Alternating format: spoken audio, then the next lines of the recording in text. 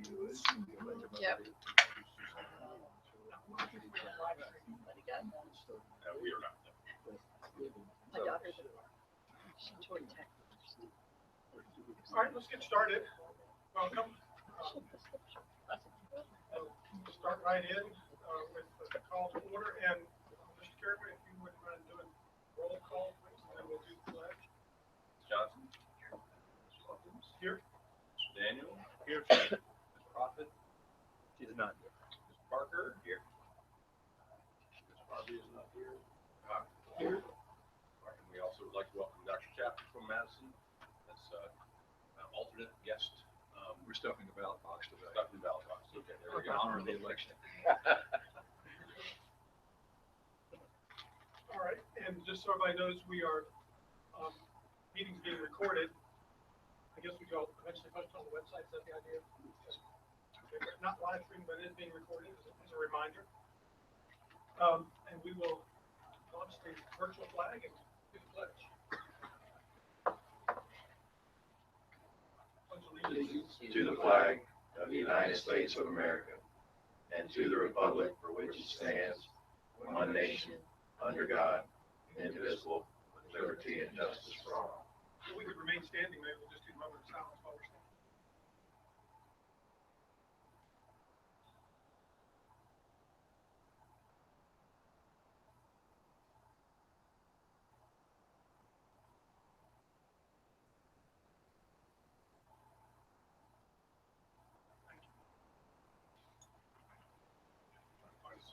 Commercial flag or something. Might have to pay for it. That's possible. So we build that into the budget. All right. Board members, bringing up the minutes. Wait a few minutes. Anybody have any comments? Go ahead. Yeah.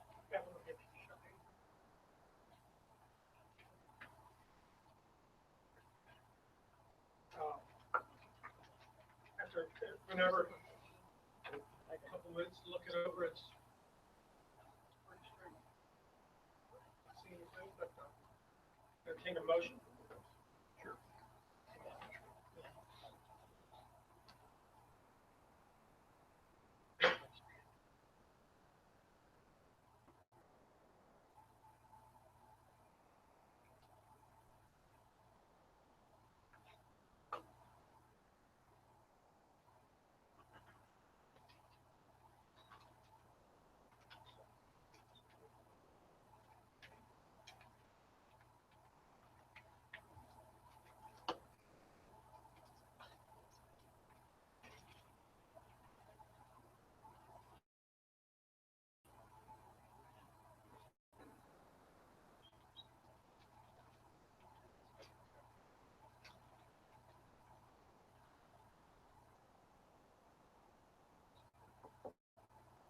All right, board, anybody want to move to approve the minutes or move to make any changes? I move that we accept the minutes as stated. Presented. Thank you, Mr. Daniel. Second. Second by Mr. Hopkins. Any discussion? All in favor? Aye. Aye. Opposed? Abstentions? All right. Thank you. It's unanimous. And Mr. Carey, I'll let you take over or introduce us to Sarah Coates. Okay, yeah. Our first item is visit with Sarah Coates, Madison County High School senior. Sarah is a fantastic student. She's working on one of the pieces of her senior project that she's going to tell you about is working on the possibility of a service trip. This is also on the action agenda. And so she actually sent me something last night and had time to get into the board packet, but with some information about some of the things she's going to be talking about with this trip. But I'm going to turn it over to Sarah because I think she can explain a lot better than I can. There. Okay, Sarah, can you say something so we can check the audio? Hello. Very good. All right. All right, Sarah, we're going to everybody, and if you could just start with an overview of your project, and then we'll get into some of the details about the trip you're trying to put together. Sure. So my topic is international development efforts, and the question that I came up with for that is, what are the most significant ways in which short-term international service projects impact host communities' continuing development? And so I was interested in work in general, and then international travel and work. And so I kind of combined those to come up with my topic. And my internship is at Habitat for Humanity. I have a virtual mentor that works at the international headquarters in Americus, Georgia. And then I have another mentor at my local Habitat for Humanity in Charlottesville. So I'm getting the international aspect from my virtual mentor. And my community service project is also going to be with Habitat for Humanity, and it's going to be through their Global Village program. So the Global Village volunteer program is just for short-term trips, and they go all over the world in like 40 different countries, and they also do trips in the United States. So I thought that this would be a great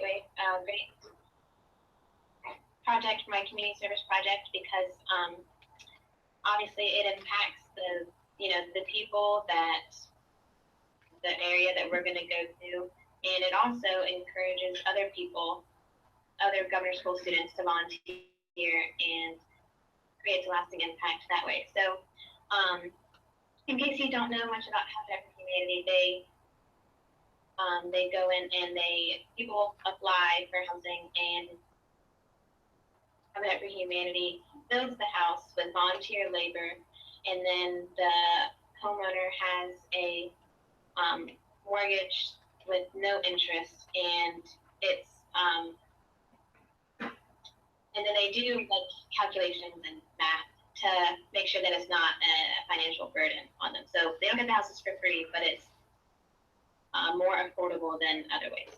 So we will be able to build a house for or have a part in building a house, probably not the whole thing, or other ways to help the Habitat affiliate there. So where we want to go is Louisiana. I had a survey that I sent out, or Ms. Caraway sent out, and got some interest. I have about 9 people, students, Madison, that are interested in going. People were interested in Louisiana. And then I open it up to Madison, Green, and Savannah students, because we all have the same spring break, which is April 1st through 9th. So that's when you want to do the trip. And then below that, I have potential trip, and I have details of that. And it's potential because I did contact the person that organizes these trips to Louisiana, and she did give me a trip that we could go on, but she couldn't guarantee that it would still be open for us to register by the time that I was ready to register.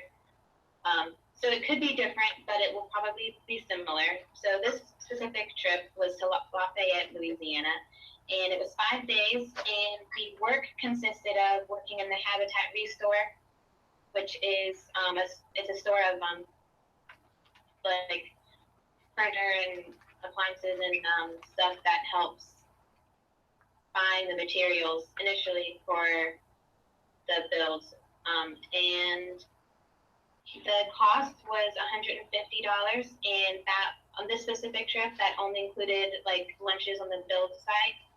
And then we'd be staying in affiliate-owned housing, so there wouldn't be a cost there. And then dinner would have to be either prepared in the kitchen in the housing or bought out.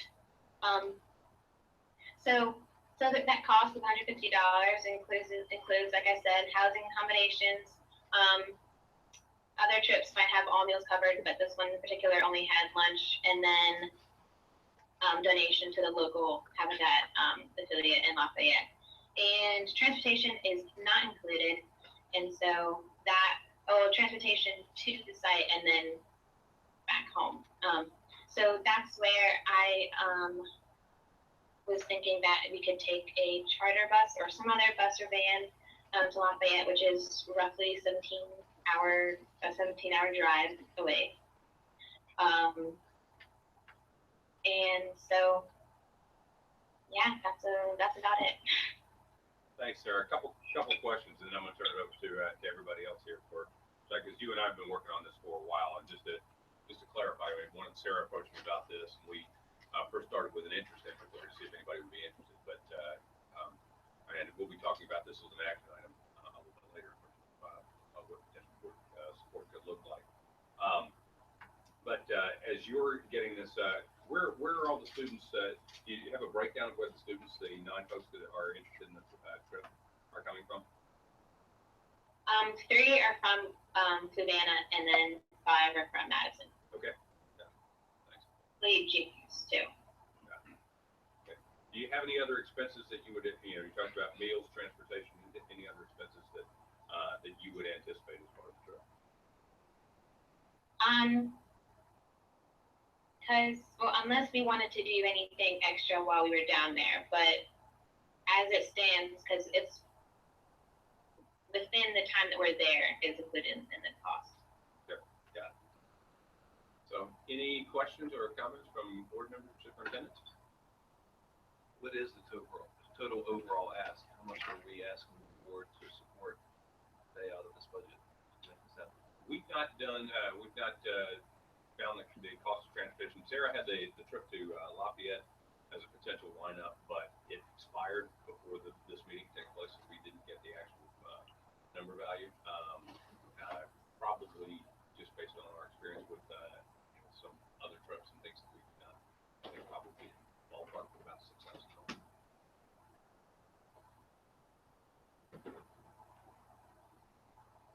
Other questions?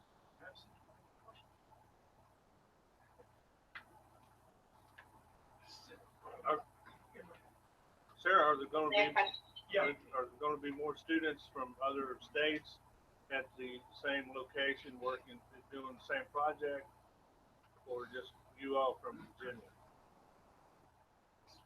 So it'll be just us because there's a way where you can just sign up for a trip that's already organized, but I went the route of organizing our own for our specific group. I guess there's a possibility of there other trips going on in the same places. That might be a possibility, but we would be on our own schedule and on our own, doing our own work together. Yeah, I just wonder if the project was opened up to students from around the country, basically. Not necessarily even the same week. I just wonder if other students do this or work on this. It's something new. I'm sorry, I can't really hear you.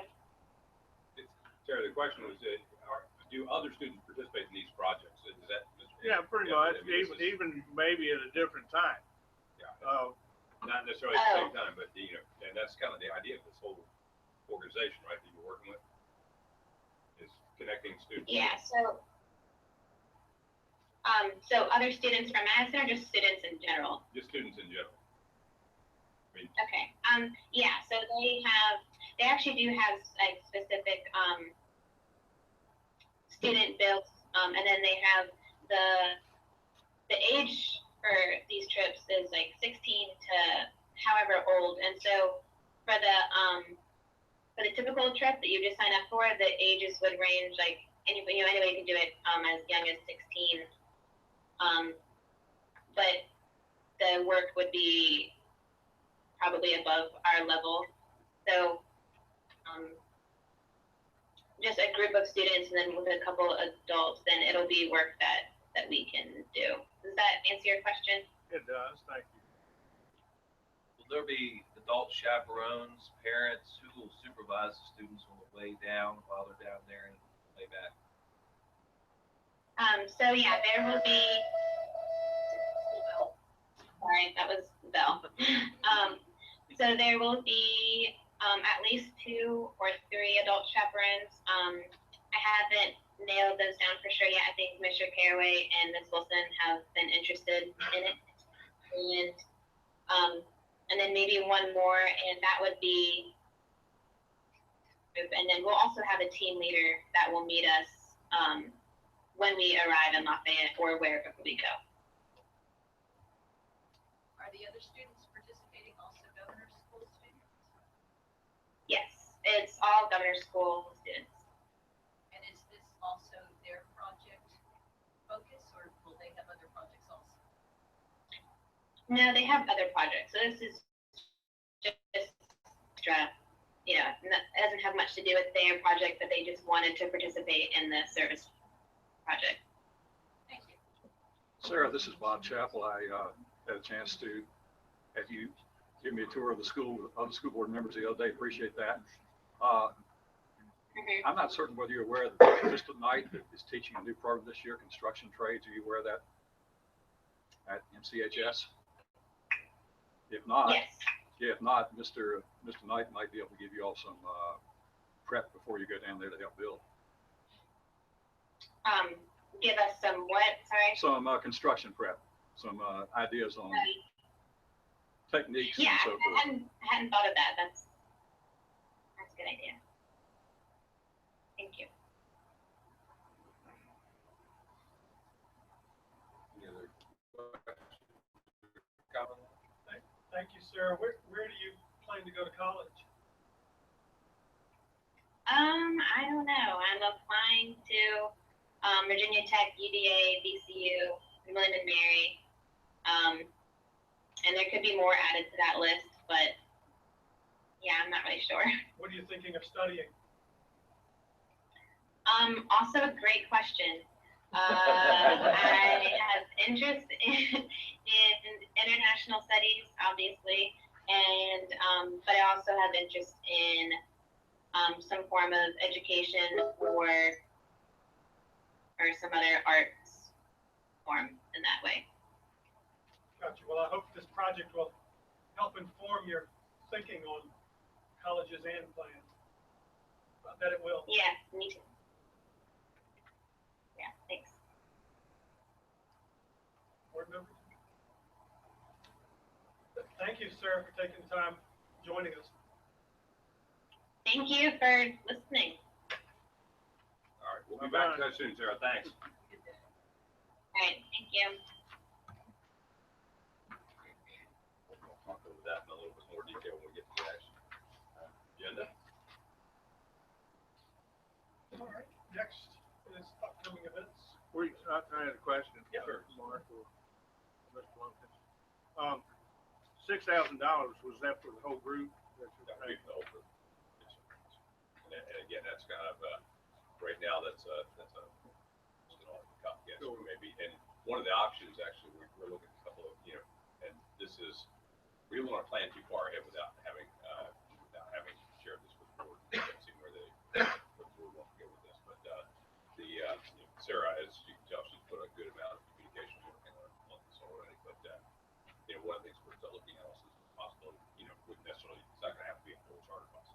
And so that's more what we're used to dealing with, expenses, maybe a lot less than that, because we might be able to do something in, like a van size, transportation. We like to get professional, transport companies, that goes along the route. That way, we can probably leave in the afternoon and be there, next morning. Do they still have bus companies like Greyhound and stuff? They still out there? I just wonder. They are still out there. Yeah. I haven't looked into that. Want to do that? I didn't. Yeah, I think it would take 3 days to get there. Yeah, I just wouldn't want that for sure.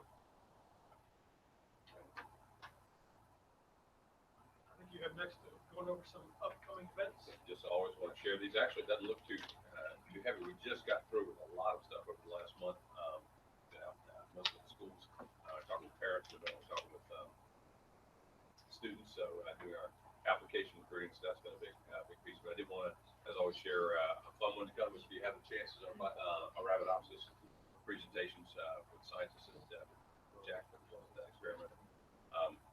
We do have, we will also have presentations coming up in December for computer science and UVA engineering. And we think the UVA engineering date is going to be the 15th of December.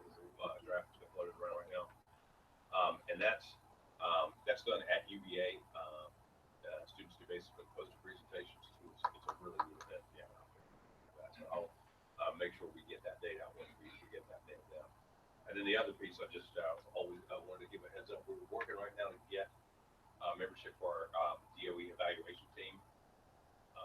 Brian Pace, who's one of my fellow directors, is going to lead up the team. Right now, we're recruiting for membership, basically from educational folks and all the other governor schools to come in. So we haven't quite nailed the dates down, but we're looking probably right now. I think the last week of February, so that's what we were are kind of floating as the main thing. That's done. I'll keep you posted as that comes up, because there will probably be a couple of events around that. One being last time we did it, we had a nice reception. The evening that everybody got here, kind of an informal time for people to talk to superintendents and board members, instructional folks in as well. And then when they complete their report, they have a draft report. They don't like to make a big deal because they still have work to do on that before it gets finalized at DOE. But they will we're going to plan to, when they usually present the results of the draft report, and then we'll invite it to that. So we'll have that. That's good. First, we got to get the people signed up. So our first step. And then the other thing, I'm not sure if we noted this. I don't think it was on our last time. This year we've got it's our first really big bubble group coming up after increasing enrollment to the 18 number of schools. So we've got about 130 seniors. So we're actually going to need to split. We do have orange scheduled again for schools. We're actually working with schools to see where the best fits are. For example, we have a number of orange kids because there's a competing there's a math thing going on that day. A number of the orange kids are actually going to present at the 8th, the one at the 8th. So we're kind of working that out. I think it's going to work better. Last couple of years, particularly the more kids we've had in classes, we've had more conflicts with a single day. So how do you communicate for everybody? So Are the times similar for both those days? 10 to noon is usually the time frame. They'll probably be. I mean, we'll be looking at ballpark 60 to 70 students on each of those events. So maybe it'll be a little bit less huge than it's been over the last couple. It's been around 100 students the last couple of years. So each of those will be beginning and end. Question on see the steering committee on it's coming up soon, and I just do we have all? I noticed on the website like Louisa has an opening listed. Have we filled that opening? We actually have, yes. Dr. Jen from Louisa is on the central office. So everybody, we've got 2 representatives from each school, with 3 from Louisiana. And we actually have a number of schools that are actually now kind of have alternates that attend as well. So we have a number of schools where we'll see sometimes 3 representatives. So sort of like they'll have somebody that's kind of who will come and get something. Gotcha. Okay. We're fully represented. Check the website, make sure that the steering committee list on there is you got to plug in one. You got Todd Ryan from Louisa and then Jimmy Phil. So Will do. but you're fully steering committee is Everybody's staffed up. yeah. As a matter of fact, I think our last meeting was probably one of the biggest meetings. Again, we had a couple of the alternates in them as well. All right. And the next is updated. Any questions, board members? Please just, or superintendents as well. Please just chime in. Then the next thing is VDOE enrollment report. Yes, this is one of the more interesting items on here. And superintendent's got a little bit of briefing on this last week. And actually, some of this has taken place since. So we have over the years since Orange began the practice of adding an additional section, we've been working with DOE about how to report those out and what level we can grow our submission of student enrollment, knowing that they've always said, okay, it's fine. So if a county wants to add an additional section at their expense, that's fine. But here's the limits at which you can grow. And I said to a couple of folks lately, when you ask the same question of DOE for a number of years, sometimes you get different answers. And this year we got a different answer on a question that had been posed with the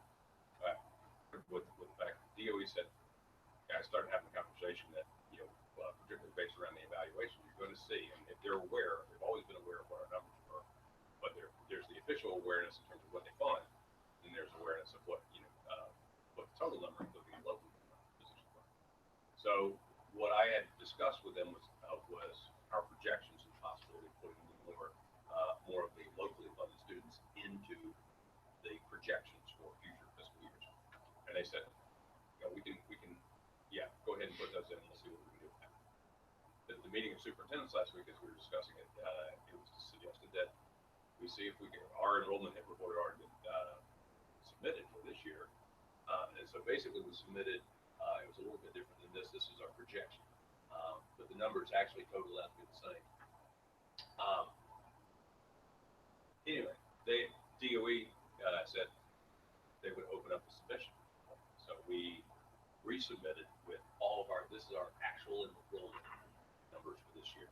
Now, what they told me, and this was Donna Poland, but she's working closely with Kent Dickey on this, is that they cannot at this time determine whether they can fund the difference between what we had initially submitted and what our actual enrollments are. But they may be able to fund some level between those two, or they may be able to fund all of these. So right now we're in a little bit of limbo. We probably won't know until December what that picture is going to look like. But it was a very different tack on the part of DOE. So that, from us as a starting point, the fact that they allowed us to submit full enrollment, whether they fund more or not, is different than what we had done in the past. So, encouraging sign. So in here it has, these are our total numbers, budget implications. I think I mentioned superintendents. I wasn't sure at the time because the additional slots that we had projected were going to be funded at our average per pupil amount. When changing things, we're factoring local composite index in here. I wasn't sure how much that was going to. I thought it might knock us back a little bit farther in terms of overall funding, but actually the overall difference in funding in terms of totals here is.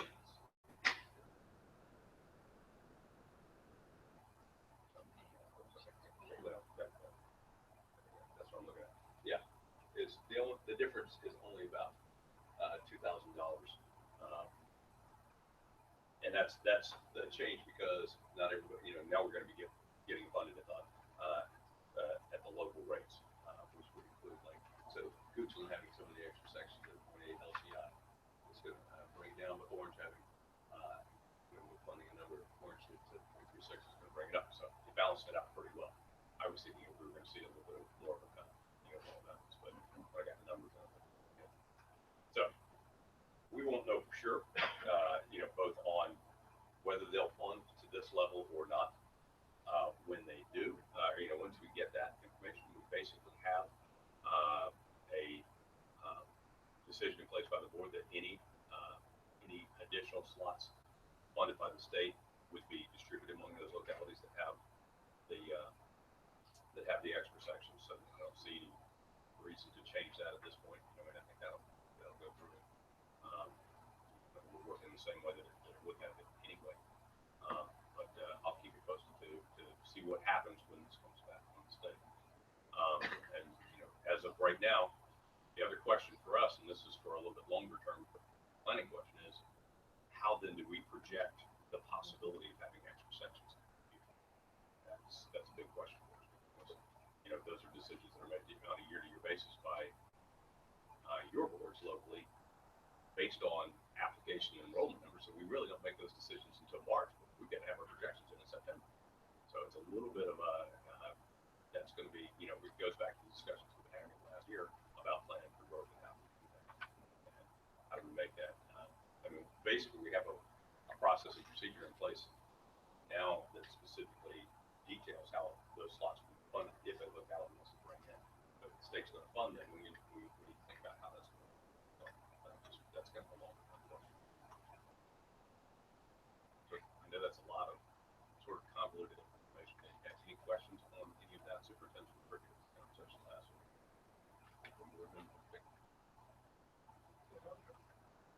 I'll start off. I got a couple questions now. high level, when you're talking about how you've been reporting in the past and this now report, is there any reason, just trying to understand how this works, is there any reason going forward to simply not report the number of kids enrolled regardless of the total number, regardless of funding? That's a great question. I would say no. There's not,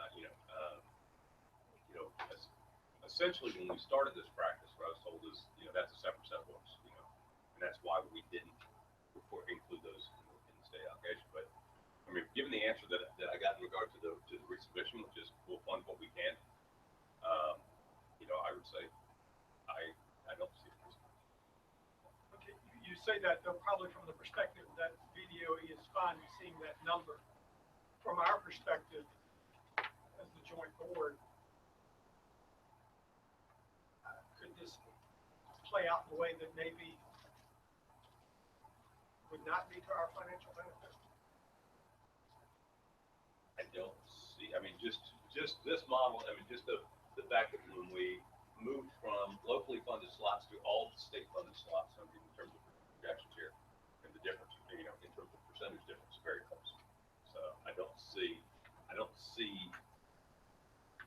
big implications there overall. What I see being the biggest implication would be, let's say we're giving the numbers, we're giving the actual numbers, which I think we should, onto the state. What's going to happen is, to be clear, since it's recorded, they've always known the actual numbers. they've always known, We've just submitted a report that shows the numbers that we know that they've agreed to approve. correct. Okay. And so here's how this will play out for us, because again, decisions about additional sections will be made in the spring after we have sent over our enrollment projections.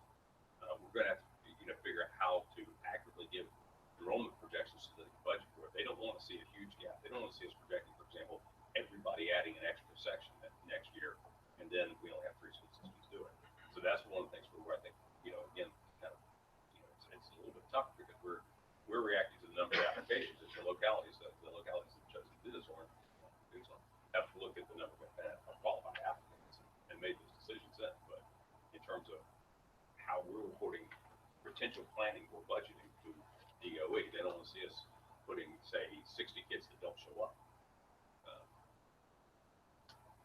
So we do not report our expenses to DOE. They focus on the revenue side, the top side. They get our projections. They get our actual enrollment in September, and then they base our allocation that year on that enrollment with a form company that they put in.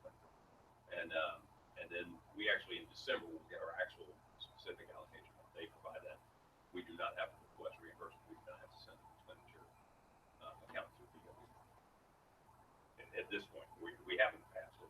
The model's changed about 6 years. Some seems to an important thing that there's a lot of important stuff inside of all this that boards should be thinking about. But the 15, 16 carryover funds, that's to be determined. When are you going to have that number? I'm sorry. I hadn't put that in there. We did have carryover fund, and because this was obviously last year's projection to start this document, it's about $16,000. It's on our. I've got budget number, but I did not add that in. That is, yeah. I mean, if the state goes all in on the 560, and your projection is basically it's essentially a wash, and the tuition-based slots cost to localities goes down to 0. Correct. I mean, that's all. For actual, nobody would be paying. Right. That's all. Slots, that's right? all exciting, I guess. That's appealing. But I'm wondering if, it's in government planning and budgeting, spending, things happen so much in a year. It's a year at a time. It's frustrating. But I think with the idea that we can keep carryover indefinitely, we've learned that maybe instead of a drastic thing, we could, because we don't know, the state may very good likely they'd say 560 this year and then back us down to 530 this year or whatever the number the next year, right? So Doubt they would back us down on enrollment numbers. I don't think once we have this in place, I don't think it would back us down. They might It slow, depends on they what might slow growth. Or they may say, I mean, what they would do is say, this is what we're willing for.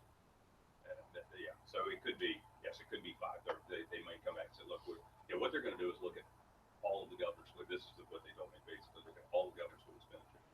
They have places, everybody budget, projects to the maximum.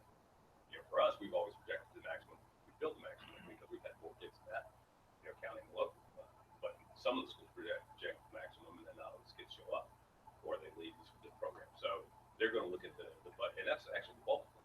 So they're going to look at what how much room they have there, make a decision about whether it's going what we sent them above our original projection. But you don't expect that if they give us 530 this year, they'll say, oh, we got to back off, take it back down to 510. I don't think so. That's not.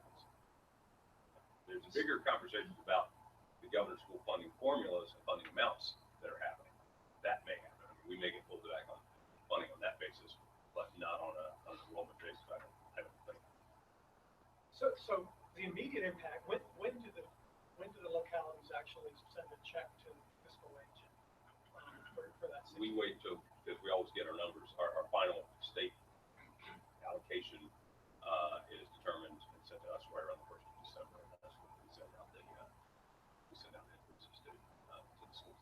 So the localities transfer to Fluvanna the number. So that number's not baked in yet until we get what the state's doing. Exactly. So when we get a state number, how does it change? How does it change the tuition-based slot calculation? Your 506 there in your formula, Right. you'll just change it to what actually they're funding. Right. They will fund the number of students that they certainly will fund the number of students that we sent in September, because that was our projection all along. I mean, what I've always done is project it to the max, the allowable increase that they had told me that they would allow us to grow. I projected that max, and that's where the discussions have come. We have some of those slots are the slots that are essentially additional. Maybe the enrollment, for example. So this is a projection. So if you look at, say, the Nelson projection, actually the enrollment, we had a couple students leave. So there are 3. What we originally projected, what actually showed up for some of the counties different. So those are the slots that have been rolled in and allocated out to the counties that had additional slots and the additional pay local. So, but for changes in the projected enrollment, you would know what your invoice is going to. But for the changes in the projected enrollment, but for the potential that the state will fund more than 506.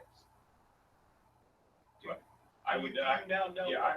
If you beside those 2 variables, would you be able to send an invoice to a county right now? That's accurate. I would. It would be pretty darn accurate. But one of the things that happens, there's a couple of pieces here. One is that the funding never comes out exactly like the formula. I don't know how they do it differently there, but it doesn't come out the same way that they give us. And one of the things is that they round up in places that we don't know about. And quite honestly, sometimes like any of the odd numbers, they're going to round us up. That's a good thing. I mean, we'll probably make up the difference on that 2,000 just on rounding alone. I always project on the low side. That way I don't get any nasty surprises. But so part of that is that ultimately that's going to determine this number, the average per pupil cost, which is what the tuition rates have been based on. So I've got to get that estimate back from the state to make sure that my projections in terms of what the reality is, it'll be tiny, but it would be, it might be the difference of $50, 50 but I'm not gonna put an invoice out with a $50 error. So that's why I always wait until I get those numbers.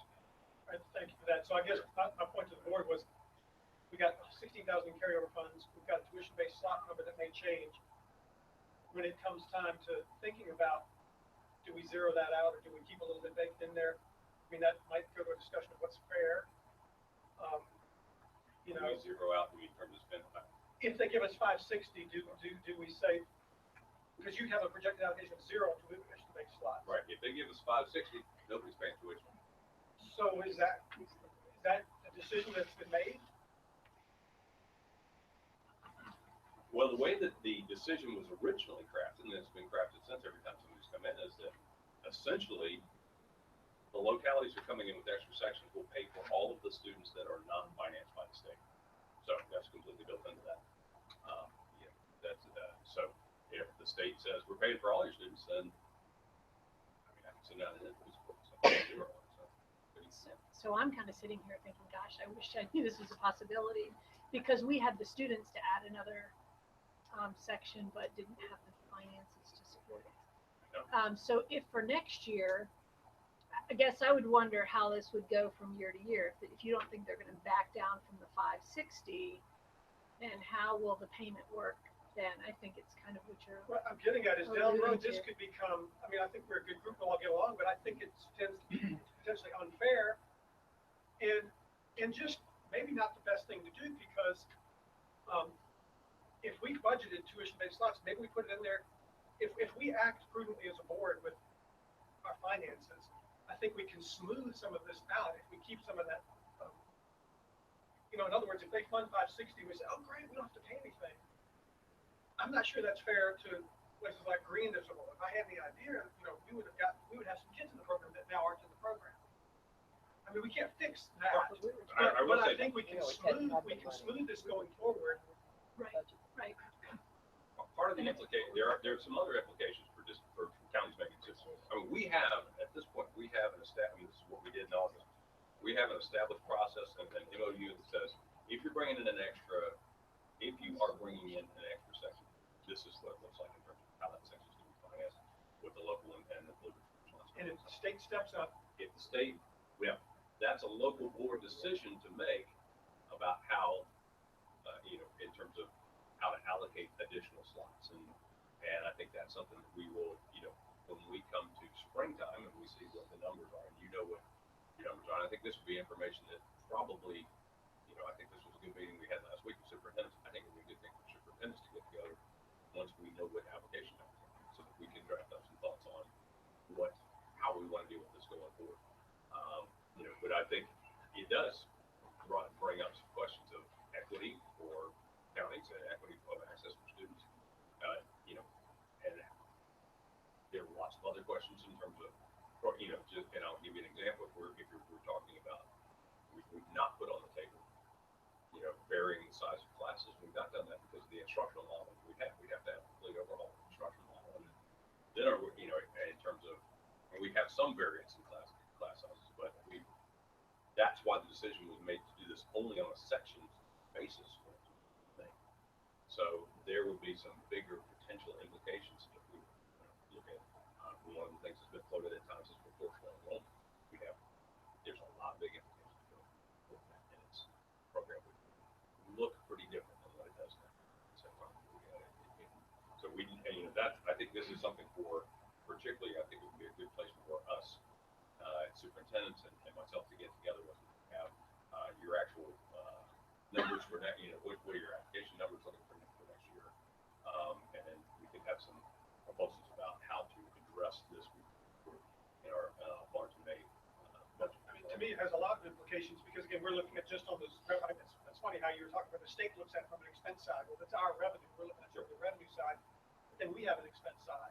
Sure. And if we're adding the kids, and we talk about, again, this goes back to the whole planning, strategic planning, everything. But I guess I want to say, I don't want to give Goochland's money away. If the state steps up, that's great. But I'm not so sure that I would just say we need to raise it. It's like, great, don't spend any of Goochland's money. We've got it budgeted, we planned it. Be prudent, put this money in carryover to maybe smooth that transition to bring in other students, and have that money as well. So maybe have it there to enhance some programs if we want to on our expense side. I mean, it seems to me this impacts what we have to spend, right? But I mean, I'm gathering 758, 760 in that range is the range that you have that we're going to spend. And as a note, just in relation to, if you're looking at that, this is what we had to spend last year. That's our expense. That was last year's. Or revenue. That was our allocation, total allocation last year, which included everything. So that was what the state gave. That's what the state and localities gave last year. So we're looking at an increase of $120,000. So yeah, it's a good problem to have. I mean, and honestly, we haven't changed. I mean, we're bringing in more courses. We've got some expenditures there. We've got more events stipends to be paid out from our student supervision with extra, but it's not. But it's not $120,000. Spend that out. I think we're never, our budget's not even, so, okay. Anyway, I've said all of these, and probably more, board members, superintendents, have any thoughts? I mean, we have the most number of students here, and I'm just telling you that we are, when we put these students in, we're prepared to pay for it. And I don't want to be taking money away from other schools because we have more students. And now, if it becomes a financial burden to us, then my board may change the decision. But when we turn students in, I can guarantee you my board is ready to support any of those extra costs. And I don't want to be taking money away from any other school. And I think that's a great point, Mr. Hopkins, and really that's the agreement that we came to with that MOU. I mean, that's, that everybody's willing, you know, if you're gonna sign on those kids, you gotta be willing to step up. If it plays out, and this is the decision we also made, it was a parallel decision, if it plays out, the state's willing to support some or all of those slots. It's great we distribute those back to the localities, because there are other implications, not just this funding stream, that there are other implications for localities in terms of personnel and expenses at the locality that, you know, the in-kind that everybody provides as part of this program. But I think I'll give you an example. Say we had carryover funds of X amount of dollars. Say it comes up short and Orange County owes some extra money. I don't think it'd be fair to take that cover over money and just throw it in to take care of Orange County, because that rollover money belongs equally to everybody in here. And right now, the model is that would not happen. That's the model that we have in place. That wouldn't happen. That money will go into that'll be a part of our general budget carry next year. We had the understanding that we were going to expand plots, at least during my time there, that I asked with our budget processes, we had to have the money. And if we had the budget, we had to ask for it and put it in our budget, knowing that in the past we haven't had to pay, but at any given time we don't know about this. We could pay, but we were also guaranteed that if there were slots available, we would be in line to get those slots. So we didn't, you know, if the board had not been able to set those funds aside, we would have been making some other decisions about expansion. For instance, our class this year, there was discussion over whether or not we could support that in the budget to expand.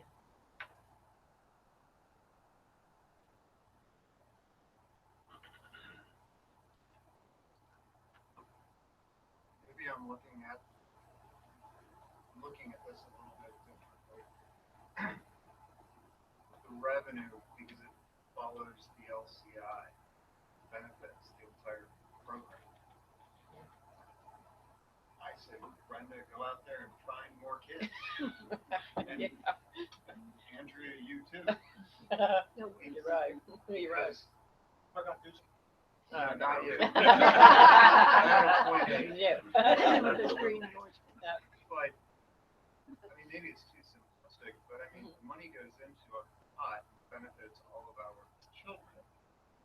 So, I'm looking at that, I'm not thinking that Madison's losing or we're somehow getting shortchanged or anything. I'm looking at that as, wow, I like this actual, we do it on an annual basis as superintendents. We're calculating ADM and what we're going to change that number, it'll change your revenue. I think it benefits the whole program, in my opinion. I also thought, the superintendent's not, maybe I walked away differently, but I thought we wanted to submit actual everything. Is that our recommendation? Yes. So Andrew, you need to add another section. I think that's the number we send to the state, let them turn us down, and they can come back to this board for discussion, but. The timing just doesn't work out well. Timing. That's the issue. I'm just saying, you know, I wish I would have known that this was a possibility. I couldn't have, you know, I don't have that time machine or crystal ball, but, you know, no, that's my only comment. I think it does. I think it helps everyone until we talk about the growth and how we're using our resources, you know, but that's another conversation for another day. But I agree with you. And Mark, I guess what I don't understand, let's say the state says we're gonna work for the 560, but it's 530 this year, I'm just making up the number, 530. So you have that difference between 506 and 530, so you have 24 kids that would need to fit into funding. Trying to figure out how are you gonna divide that by 3 for the locality, or do you need to consider sections? Gina, you're in the first year, so you only have you have 2 ninth grade. Each one has a 9, 10, and 11, but your senior, doubles. Just 9 and 10. We addressed that at our last meeting, the slots was to be divided equally. It would be, and if there are fewer slots, and this is actually, part of our, and it actually came out to a nice happy accident. But in the past, it was just orange, and then last year it was orange. It was orange, if you look at our state allocation projections in orange, they're much higher than that. Over the years, we've been rolling orange's numbers into the state allocation. So essentially, they've got a number of slots grandfathered in the state. So then last year, for the first time, we took, because we used and orange for the extra section, we divided the slots above what orange had already had previously allocated. And we just divided up between those two and offset their local expenses. This year, with 3 schools, anything left, and each school has a new section of ninth graders, 54 kids in total. So anything less than 54 kids need to be funded by locality. I think should just be divided between 3. That's what we had talked about. That would be divided between those 3 schools. And so if they fund, I mean, at this point, that's what it looks like. At this, and then it actually will go, and actually this will.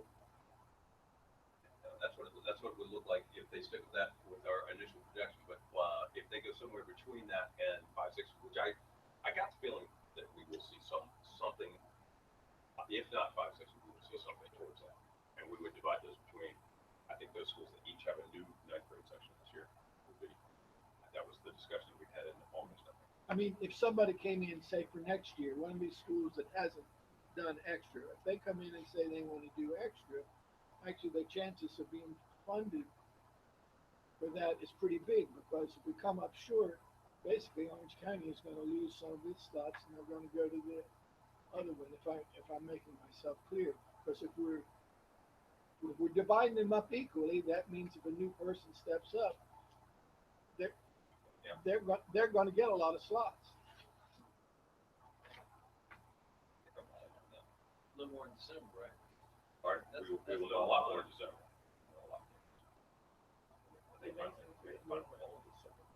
But I think overall it's good news. I think it does open the door for us to look at some of the, overall we're being funded for a lot more than, let's say if we had started from the beginning and just said, okay, every extra kid, we're only going to report the kids that are in the original, 15, now 18 per district. And that's all, and then everything else has to be funded by localities. We've actually gotten a lot of support into those additional kids. I think what we see is that needle moving over in that direction. But then the question becomes, again, particularly given the cycles of your budgeting. I mean, it's always been difficult. I know this. I mean, for those counties that have brought these extra sections, and you've had to make those decisions in March when your budget processes are they gone for. That's how. And this is when I was talking about planning for growth. I mean, these are some of the. I mean, there's that implication, and then there's the instructional implication, because ultimately what we do, and this has been a big, and we're seeing this, and I've talked with a couple, I mentioned this a little bit at the superintendent's meeting, we're seeing a big difference in having the number of kids that we have in terms of our ability to make sure that the educational experience is what it should is. That, that's what we're out there selling. That's what we want for our kids. We want a particular kind of educational experience. Our ability to support that is going to need to. We need to know where we're going, because it's hard to backfill. Quite honestly, we know we have more events, for example. We can figure that out, plan that out. But in terms of the implication of just project management, because that's what we do. Jerry alone, and we'll talk about this in a couple minutes, but just the online courses alone, we talked about online courses being a big possibility for expansion. I think some great opportunities, but there are tremendous implications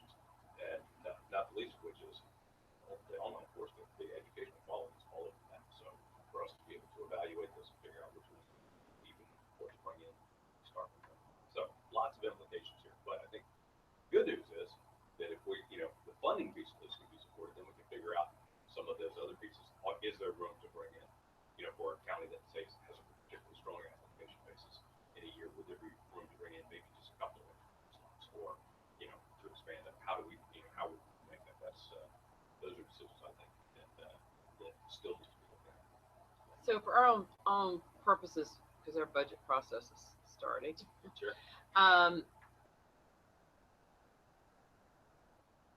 what do you recommend that, in terms of, I mean, what, and I will call you later in terms of what our base is. Is our base now the projected, the 105 Your base versus is the 133? 133 is your actual enrollment, the 105 is your. Okay, so with that's our projection. base. So All right. you would be, yeah.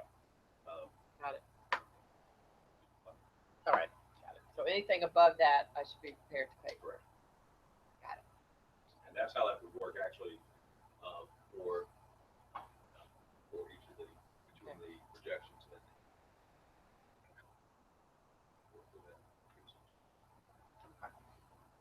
But again, I think we're going to see deeper support than 5 and 6. In fact, they will. So you'll hear something in December? I will hear something in December. I will let you know as soon as I do exactly what that looks like and how that affects. And at that point, I'll be able to also do some of that. Specific implications for the. And if they say we're funding everything, conversation. I feel that was going to be it. And it's, again, there's still a lot of moving parts. We'll see. Any other questions? On to the superintendent's meeting notes.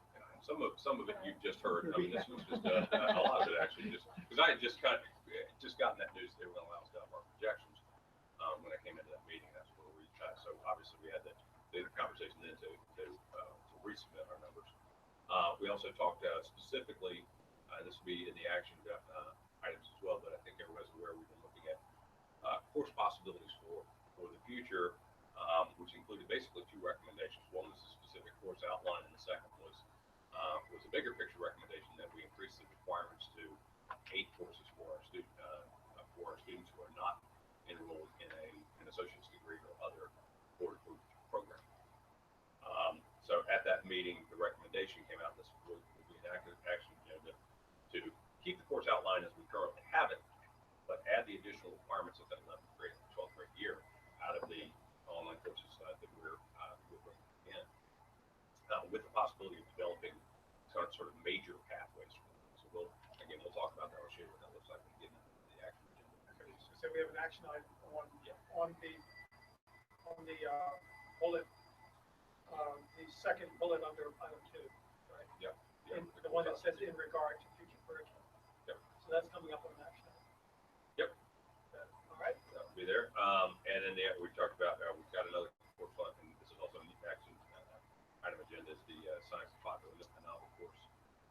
And then the final part of the discussion last couple of months we talked about to ask for further input on the program goals from superintendents. Also noting that we will have a lot of information to work from once we have our state evaluation. Superintendents, did I cover that? Discussion.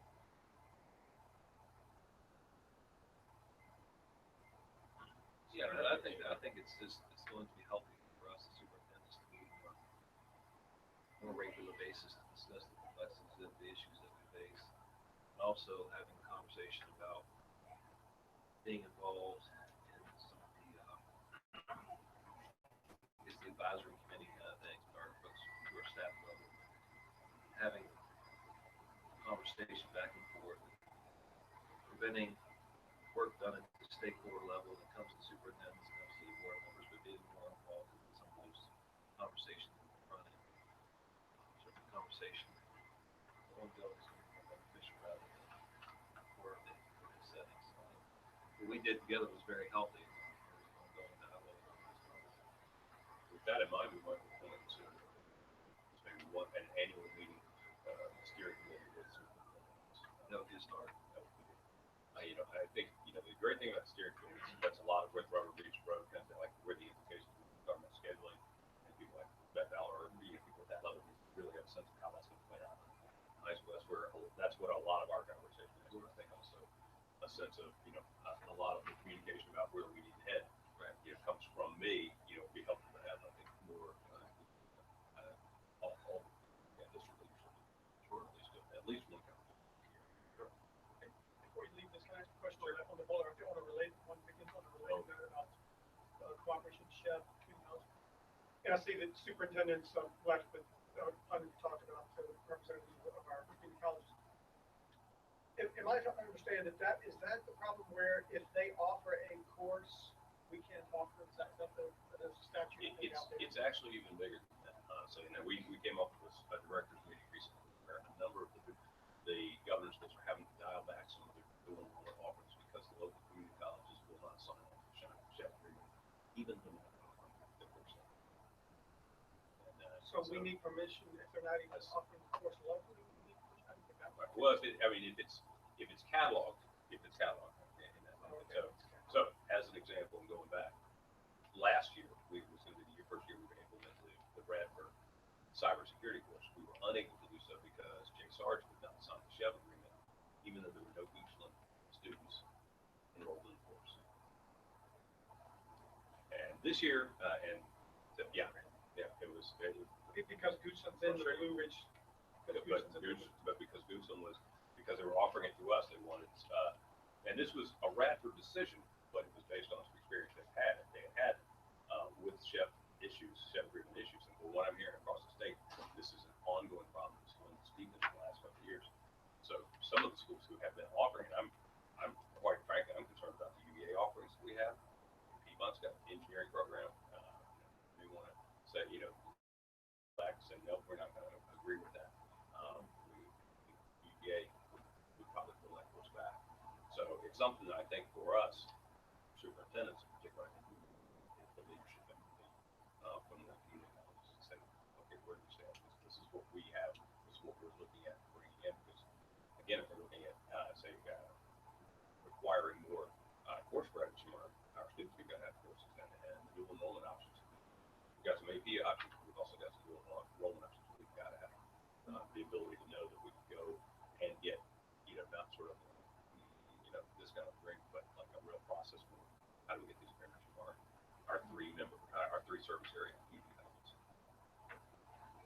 This is legislative things, but we already did this a couple of years ago where we asked Peter Farrell to put in some legislation that would have allowed us to offer a course, and I didn't even realize that the Virginia Community College system had such a lobby, but they ran us over.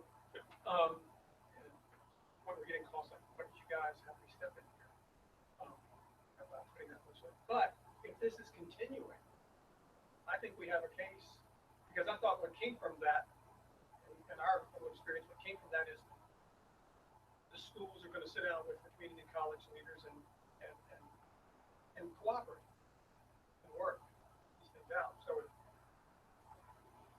we're unable to get, particularly with one school, the Goochland, Jay Sarge, holding up for everybody else, that's frustrating. And, if that continues, I think we have a good case to go back to the legislature and say, what's the point? Now, I understand the point is, well, maybe I don't understand how much we need to protect the community colleges, but I understand they want us to cooperate. If somebody's in the community offering the program, we should cooperate with those in the community that are teaching. So, I don't know. This is something we should, I think, stay in touch with and get engaged in, and maybe even, well, it depends on how the superintendents do with working with our community college leaders, and let us know. But I hope you'll come back to us and tell us if you think that this is going to become a problem in our ability to offer programs to our students. Well, we're going to hopefully initiate a meeting sometime between now and first to get folks together. I've done it at the dual enrollment coordinator level. Everybody's been great. They've served us a number of times. We've left with some great commitments at that level, but it's either the department or political leadership. So, and it's been frustrating because it has, something like that course situation is frustrating. And I see for us, what I know some of the schools have, the other governments have dealt with, quite honestly, we've got some courses that essentially grandfathered in, like the UVA courses.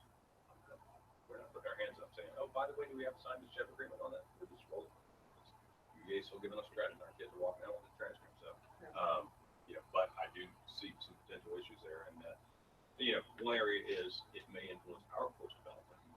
That's when we're talking schools like JMU, what kind of courses can we offer that are not being offered in college? Because that's part of our mission anyway, to provide different education for our students. So it's already influencing some of the work that we're doing. See, that's the size of the popular novel. That's one of the reasons they went that direction rather than something that's more standard science credit. So it's already having an impact. But I do think the political clout of having your districts are big consumers of your big customers for your colleges. And I think, eventually, ultimately Dr. Lane was the one who was able to advocate for it. The signature on the Chev agreements is very involved. That's one example, but we don't really have to do that every time we have, of course, possibility coming up. It would be good to know, it would be good to establish the parameters up front. So what are we going to be able to do with the course our philosophies? So thank you all, the superintendents, for, and I hope you'll just let us know what we can do as a board to address the situation if it comes to that. Anyway, thank you. It may work itself out because the Department of Education is going to redefine what we do in high school. So when we start to see that rolling out, if I believe what they say they're going to say, there's going to be more pressure on these community colleges to do stuff with us than even there is now. At least that's the way I read the tea leaves. But in other words, it's all going to be changing within the next year or so. But I think having some of what our issues and our needs on top of it would be a good thing. Good to. Any other? We covered a lot. We'll pick up the pace here. It's 2:08. So teacher reimbursement for continuing education. This is something that you had asked for us, Mr. Lumpkins, to include. I didn't feel like we were in a position ready to make a policy recommendation because I haven't had a chance to notify steering committee for one. Working on an application and then of course recommendation. So it's come to this. My very first board meeting with this organization was the first question was to provide a stipend for teachers who achieve the gifted. Our teachers have been working pretty steadily over the last couple of years, in particular, with a lot of attention to communication towards the gifted endorsement. Most teachers have at least 2 to 3 courses towards the endorsement. We've got about 3 teachers on the board version of getting it. We've got 2 that are already endorsed. So the question becomes, do we need to do something? I think the concern came up, what if they get that endorsement and leave, which has happened. We've made for the endorsement. So ultimately, what I'd like to do is take this back to the steering committee for crafting a recommendation. What I was hoping here for, and this briefly, was to get any thoughts. This Lumpkins and I spoke about this, and we had a couple of ideas that I want to just put on the page, just for thoughts or suggestions in relation to this department. You talk about length of time, or do you have something in mind? It's been suggested to 3 years. But what hasn't been suggested or clarified is that after any courses that's been paid for, or is that if we do this on a course basis, or is that only after payment of given endorsement? We've got a lot of teachers. I won't say a lot. We have a lot of transition in our teaching staff, but out of the teachers who've left, primarily almost all of them had at least 1 or 2 courses at some point that we financed in their time program. So Mark, you're saying teacher reimbursement, but then down there one of the possibilities is a stipend. So this has been a suggestion, an actual payment for those. Somebody who's achieved that gift endorsement. There have been a couple of suggestions over the years. This is for the back. Right, rather than it's not true reimbursement. Then it's just a stipend for right. It's reimbursement for the courses as well. Reimbursement for the courses. So, right. Reimbursement for courses and then a stipend as well. Right. We have teachers taking, if they do it through CaseNext, we pay for it straight up. We've got a pipeline to CaseNext, they actually pay for it. Some of the teachers have gone out and gotten courses on their own, we reimburse. So that's a but the stipend. So we reimburse, Mark, what percentage of the cost or a flat dollar amount? 100%. We pay for our teachers to get gifted. But they don't all, I mean, this is where this is looping back around. I mean, it is an expectation from DOE. It is an expectation from this program. I think it's an expectation from each of the localities that our teachers can get gifted, of course, but expectations are not always met. And so the question has become, how do we both incentivize teachers to achieve that? We're willing to pay for coursework, but you know, it's not a small, you know, these graduate courses that, you know, it's not a small level commitment. One of the issues for us at one point is that we did so much training in terms of the project-based learning, in terms of the technology. That was where our focus on. So it's only been in the last 3 years really put a lot of focus on back on that. What conversation has taken place with principals, if any, about the expectation that these employees are gifted? That's maybe a question for the superintendent. I don't know. I don't know. I mean, that's an expectation. Has been our principals are the ones that set the tone for that, I believe. Mark, what's the percentage? What's the percentage of our teachers that are gifted endorsed? That are gifted endorsed? Yes. I think 2 out of 20. How many are in progress? 20. Pardon? How many are in progress? Just about everybody. I think we've only got maybe 1 or 2 new teachers that have not taken the 20 courses. And of the ones who've taken, most are 2. So back to your question, Dr. Riley, it's that we have not had a specific policy expectation set, because this is why this loops back. And part of that has been, it's, again, as this is the very first board action question I ever had in this program, and it was, we don't want to reward what should be a generalized expectation. But one of the difficulties for us is that we're not, for the bulk of the people, and except for the people who contract directly with this program, we're not supervised for that. Right. So yes, absolutely. So I met with Chris Collier and talked about expectations, but I don't know how much that was. I mean, we talked about it in the big sense of a lot of things that we do together as local administration. But I think there would be the ability to clarify that in policy and then communicate that to principals and would be huge. So it's not a written policy of this board that all teachers will be gifted. It's a generalized expectation. Could we say if a teacher spends, let's say, $6,000 for endorsement, I don't know how much it is, or how close? It's about 3,000. It's about 750 a course. 3,000, 4,000. Okay, let's say it's 3,000. We say, okay, we'd like for you to stay 3 years. So we'll give you stipend or reimbursement, whatever you want to call it, $1,000 a year, each of those 3 years. They leave in 2 years, $1,000 short. We save 1,000. If they stay the whole time, money well spent.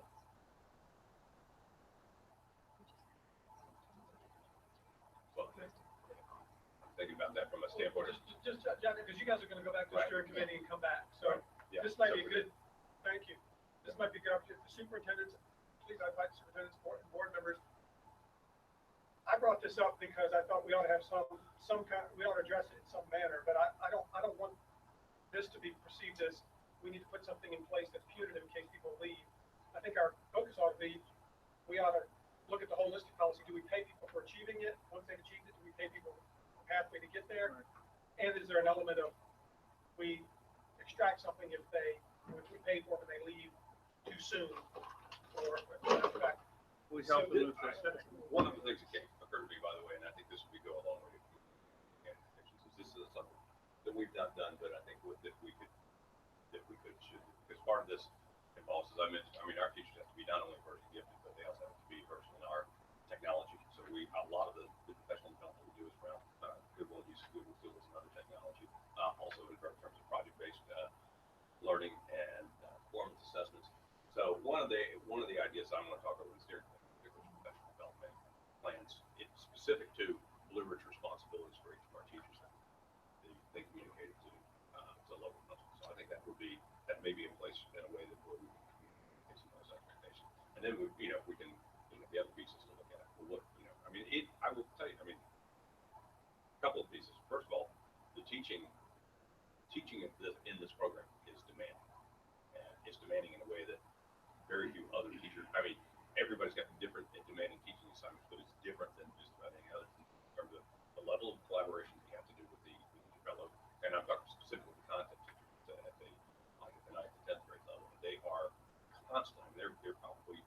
emails that have flown back and forth between all 7 schools today on the Arabidopsis project alone. Those are the kind of things that they have to do. They have to be in step with other people. They have to know how to use the technology. They have to figure out, all of those pieces. So we put a lot in there, and we're giving them a lot to look at. Project-based learning, writing. So with all of that, I think part of it is how do we support their ability to squeeze in graduate courses amongst all the other professionals competing that we're asking them to do. We're the first after requiring all of our bio teachers to go back to bio training because testing changes. That's going to be the week in the summer. So when and how, and this is where I'd like to see the establishment plans so that I can have information. We're not playing thing. Who's able to take, here are the courses available for this year, who's going to take them. So I think that's one piece of it.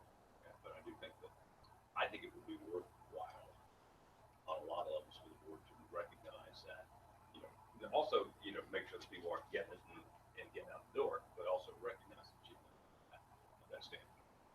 And whether it's a one-time stipend, whether it's something that's part of their work. Well, that's kind of what I think you need to come back and tell us. Is it, and what is the board, and what do y'all find that your localities is more successful? I mean, there probably should be some kind of punitive measure, like somebody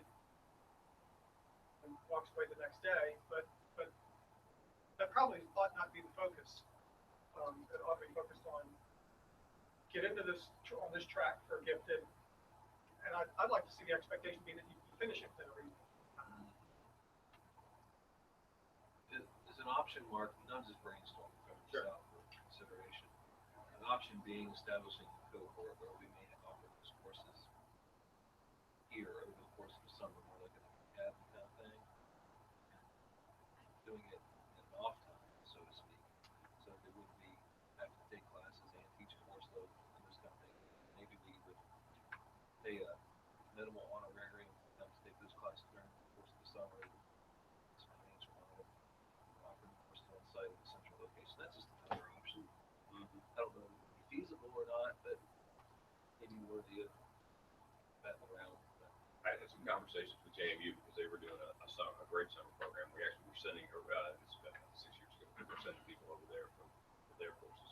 But, and I talked with them about that possibility, but it's been a while, so I think that'd be a great. Mark, I think today just take notes of all the ideas that people have and any direction that superintendents and board members can give Mark in terms of what is your focus? I would say yes. Encourage the gifted and encourage completion of getting the gifted. Encourage taking the courses and encourage getting this endorsement. It ought to be the priority. Yes, Dr. I don't want to sound like a heretic, and I don't want to be burned with a stick. Just say that up front. But we're all ready. We're ready for this. We're start. But we reserve the right. Hot dogs and marshmallows. Build up the We paper. reserve the right. I know I have an opinion about the gift endorsement. And as I'm listening to this conversation, I'm asking myself, I thought this is where you were going to go, Mark, you didn't really go there. But I'm asking myself, how do our kids, what's the biggest bang for our buck? What is going to impact our children most? And is it this set of gifted classes? I was kind of excited that you were going to continue going down Google Road, and that what I heard you say was Google is aware of folks are doing things. So then let's begin looking at Google's, there's 2 certifications now, Google 1, Google 2. How do we incentivize that program, which is very long? Will our kids benefit more from that approach than, but I took gifted classes. No, I don't know if that made me a better teacher, but there's a lot of power in Google. And I'm just mentioning Google because that's what I heard you saying. It seems to me that I'd like you to talk to 20 or 21 teachers and ask them, your own professional development is going to have the greatest impact for the kids. What does that look like?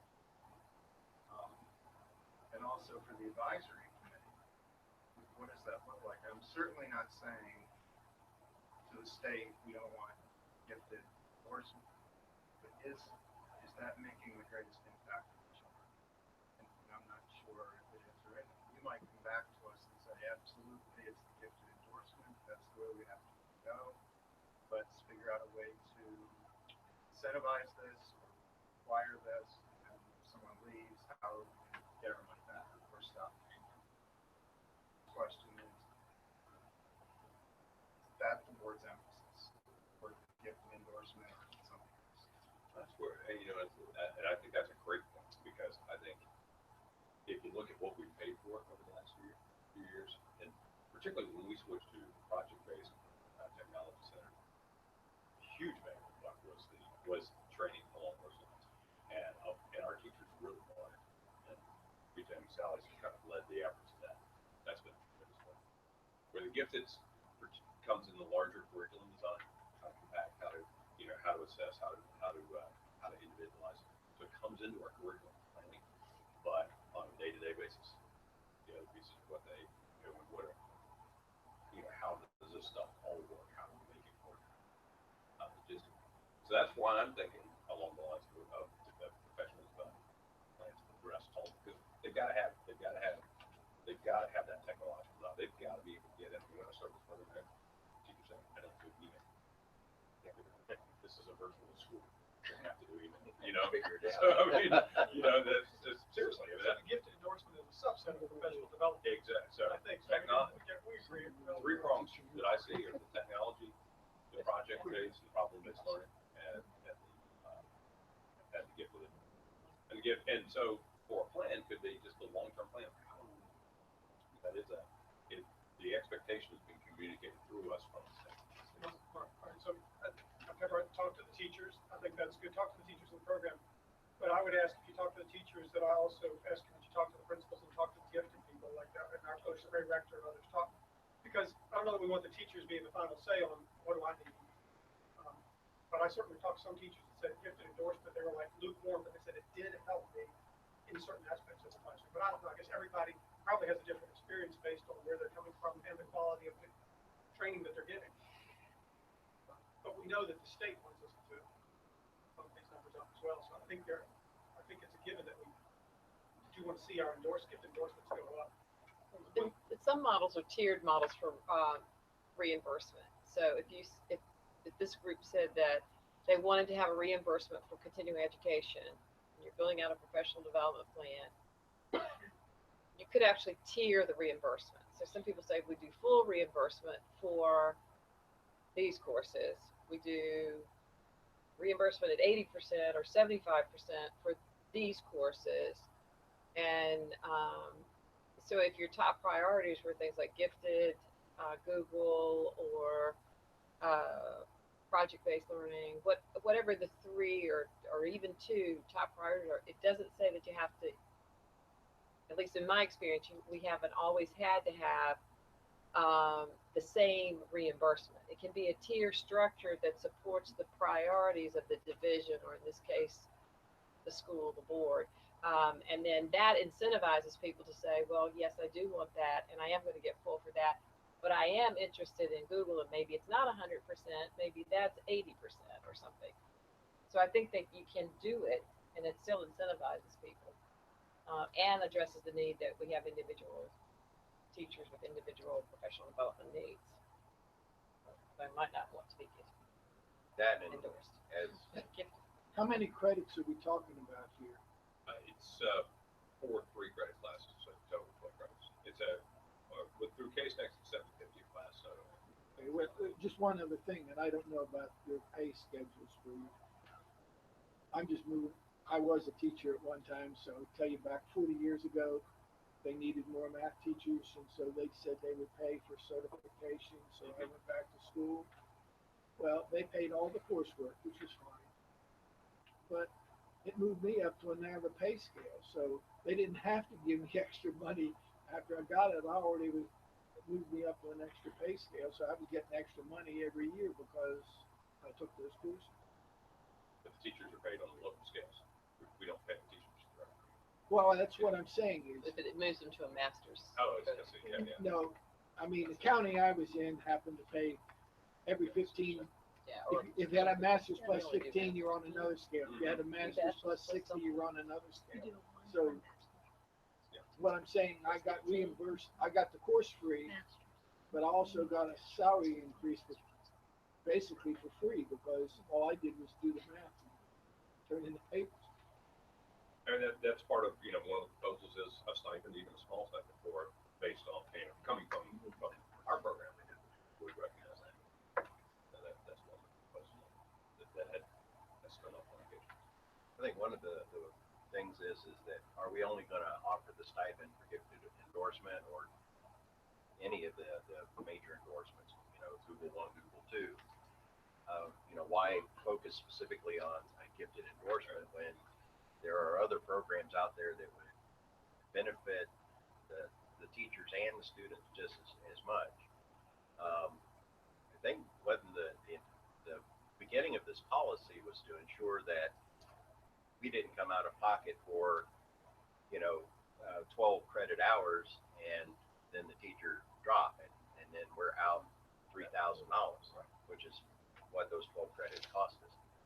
And we need to make sure that focus is still in there, that somewhere in there we have some prorated, if you take 2 courses or if you take 8 semester hours, you owe us a minimum of 2 years or 1 year and 50% of the cost of tuition, something like that.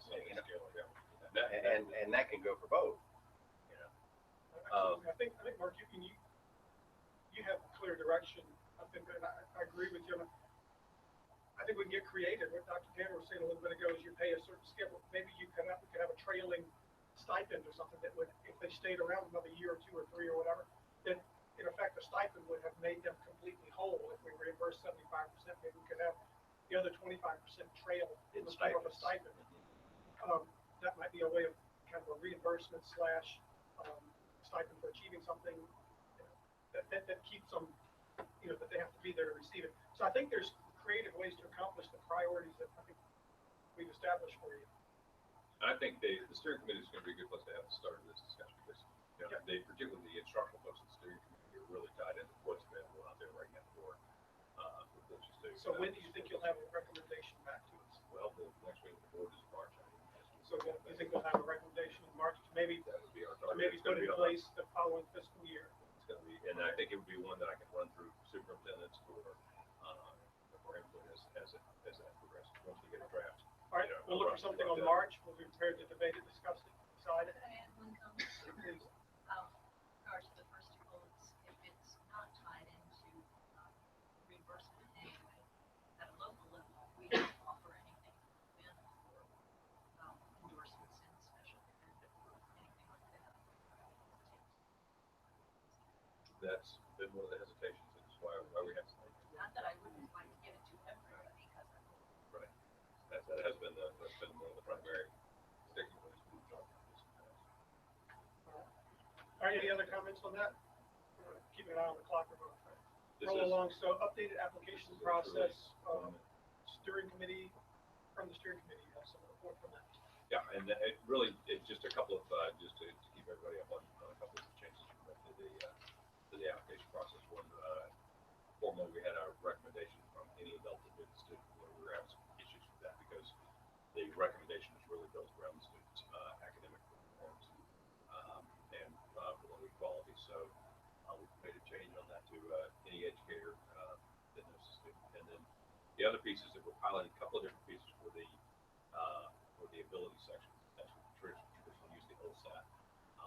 We're looking at that in terms of bias. We think we get better information out of the COGAT, but the COGAT is also asking and the steering committee so a good move to use to work the 8th grade PSAT. Not everybody's doing my intent for the steering committee discussion. So we didn't want to go. We had talked about possible ability for there as a for everybody, but it's not invasive.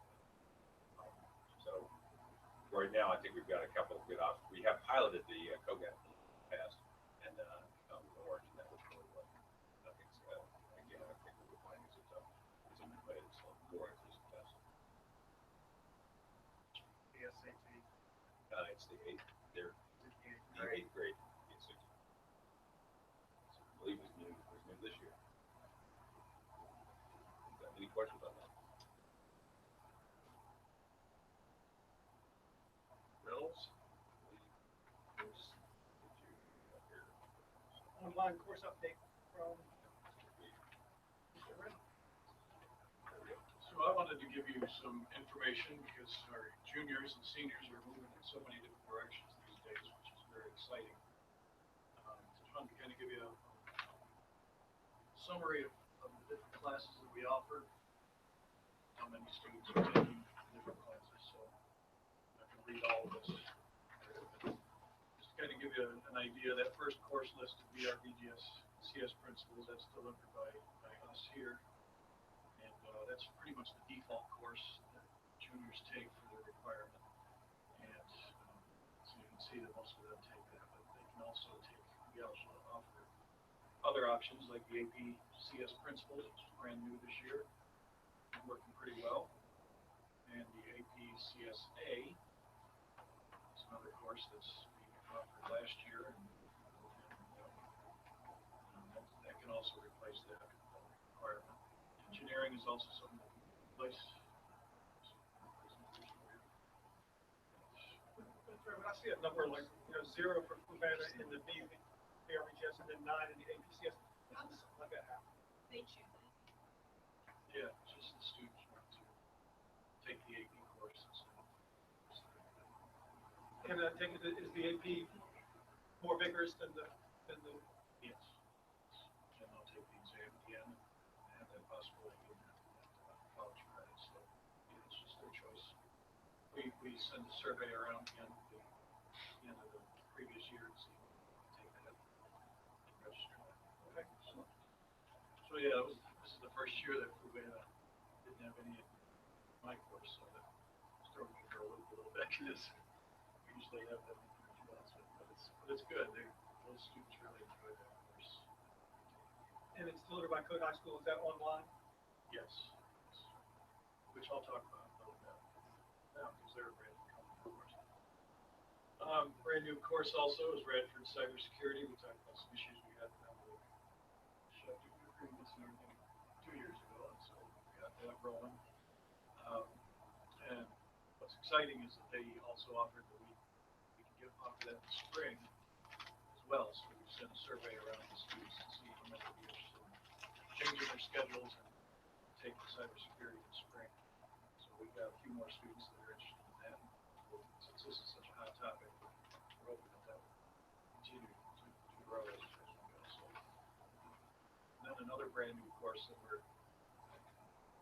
weren't quite sure we'd be able to offer, but was able to is the Science of the Document Novel, which is through JM. We had 15 students take that. So hopefully these are students that want to, that have expressed interest. So we haven't gone through the registration process and all, so we'll see how many actually go through the process and see. So one of the issues as we start spreading these students out to all these different online courses and availabilities was something we ran into with our CS Principles course that we originally had with Adhesive, which is the company we use for our CSA course. That's gone pretty well. It's our second year for CSA. But their CSB course ended up being, even though they advertised as an online course, was more of a traditional classroom with some online components. And obviously that did not work very well for our situation at all. So we have facilitators that work with the students. Some of them are in computer labs and things like that. So a lot of the lessons were activities that had to be done as a classroom environment. And so we had to switch gears pretty quickly and find another course, another company that could really do an online course. So I did some research in Code HS. It's very exciting to work with them. So we switched over to them. The students are very happy with the environment and what they're learning. So I'm glad that we were able to find something which prompted us to, for me to work on an evaluation process when we bring in the classes, find out just exactly what we're getting into. One of the big issues for Adhesive was that I couldn't see the course itself till we actually that anymore. Is if you won't let me see the course beforehand, so I can see exactly what we're getting into, then we can't work. So, you know, it's just keeping up with their advertising and stuff like that. And we had used them with their CSA course. That was pretty easy to work with. As it is, even though we're working with Code HS, we thought this course would be something that would be completely automatically graded, and that I could just kind of coach and just kind of observe and send grades and things like that. Even with the Code HS's number requirement for me to jump in there and I have to do a lot of the grading. It's not too bad. It's something we weren't expecting as far as my duties this year. So, but it works out. We get used to it. So that's our course outline, and we'll hopefully be able to add some more things as we go. We'd like to be able to give the students as much opportunity as possible. Yeah. Did I see a cybersecurity course up there in the list? We offered it. We're offering it right now. 2 students are taking it this fall, and then 5 more students sign up. Seems like in today's environment that you might have to hire sign up for that. This was the first time out, Okay. and so yeah, we had some students interested last year. That was the problem I was talking about. They had to wave it off at the last minute. Okay. So I think it is one that we will see more interest in as we go on. And our CS principles, the AP CS principles course, and my course, do a unit on cybersecurity. Okay. And some of those topics. So hopefully the students will see some of that. This looks like a field I'd like to go to. So when they see a cybersecurity class, hopefully they'll attract them. What kind of feedback do you get from students about the rigor of an AP class? It varies. I'm glad you brought that up, because this Code HS, even though it's a great class to work with, I'm almost feeling like it's not as rigorous as I thought it would be for an AP course. And so I'm still doing some research, and I'm actually going through the course myself to see what it covers all the material that the AP has on it, as far as retaining that information and just really putting forth the effort that is needed. I'm still looking at that. And they do have supplemental materials. I haven't had a chance to look at it. We'll probably start including the second half of the students getting closer to their needs. So, that's a great question. One that I'm always looking at as well. So, the CSA course seems to be pretty rigorous. Our students were fairly successful in the exam last year and being the first year. So, that one seems to be pretty well as is. And we're looking at some other options as far as some exam sites also. Any other questions on the courses themselves? And then at the very end, I just wanted to throw in some things that some of the students are getting involved with on more of an individual basis. We have what's called the Spark Hackathon that I actually got connected with through the tech tour. Number 3 there, the tech tour that the juniors attended. We had one student that presented for one of the companies that last year he was a student going through the tours, and this year he's on the other end of it, which was very amazing. I talked to him last week, and he thought it was a great experience. He's still working on it. So, and then I'm represented on the tech tour committee now this year, so that's been a great experience, and that's how I got connected with the hackathon. It's happened beginning in January, and we have some students that are signing up for that as well. So just a 2-day event, getting involved and making some connections to some technology people. And then the number 2 there is Women in Technology Award. So we have some students that we had a winner last year. The students already signed up. So we're hopefully getting some more students involved in situations. Always looking for more events that the students can show off. Any questions about it? Thank you. Presentation, the tech tour. Thank you for appreciate including site. It's kind of on the map, Open Street map. Can you do like a 30-second summary of what it is? Yep, it's, students arrive to PVCC in the morning. There's a presentation there, kind of a virtual tour. We have a company that comes in and talks about what they do. Then after this morning presentation, they all hop on their buses and head out to at least two different companies in Charlottesville. Each of the companies will tell the students what they do, what kind of jobs they have in their company that work mainly with a technology focus, and tell the students what kind of education they needed for their job, that sort of thing, so the students can see, hey, this looks like a great job for me, that I would like to do. What do I need to prepare for that? What can I do now to start preparing for that? So, it's just amazing culture for the students. So, That sounds good. and the tech tour has been going on for, I think this was like 12 years. And there are a lot of companies participating. Right. It's an app down here.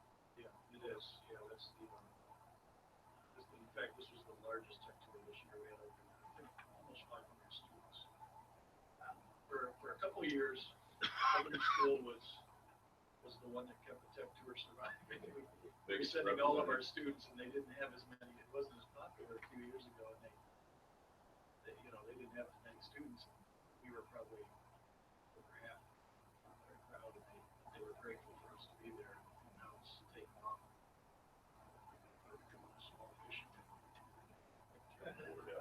That's right. I'm on the committee.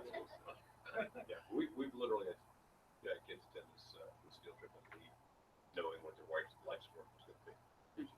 It's pretty cool when they get out and see how some stuff comes up. And then the other piece is when they get out there and see, like, there's a lot of, you would think there's tons of little biology labs around. There's just one example around Charleston.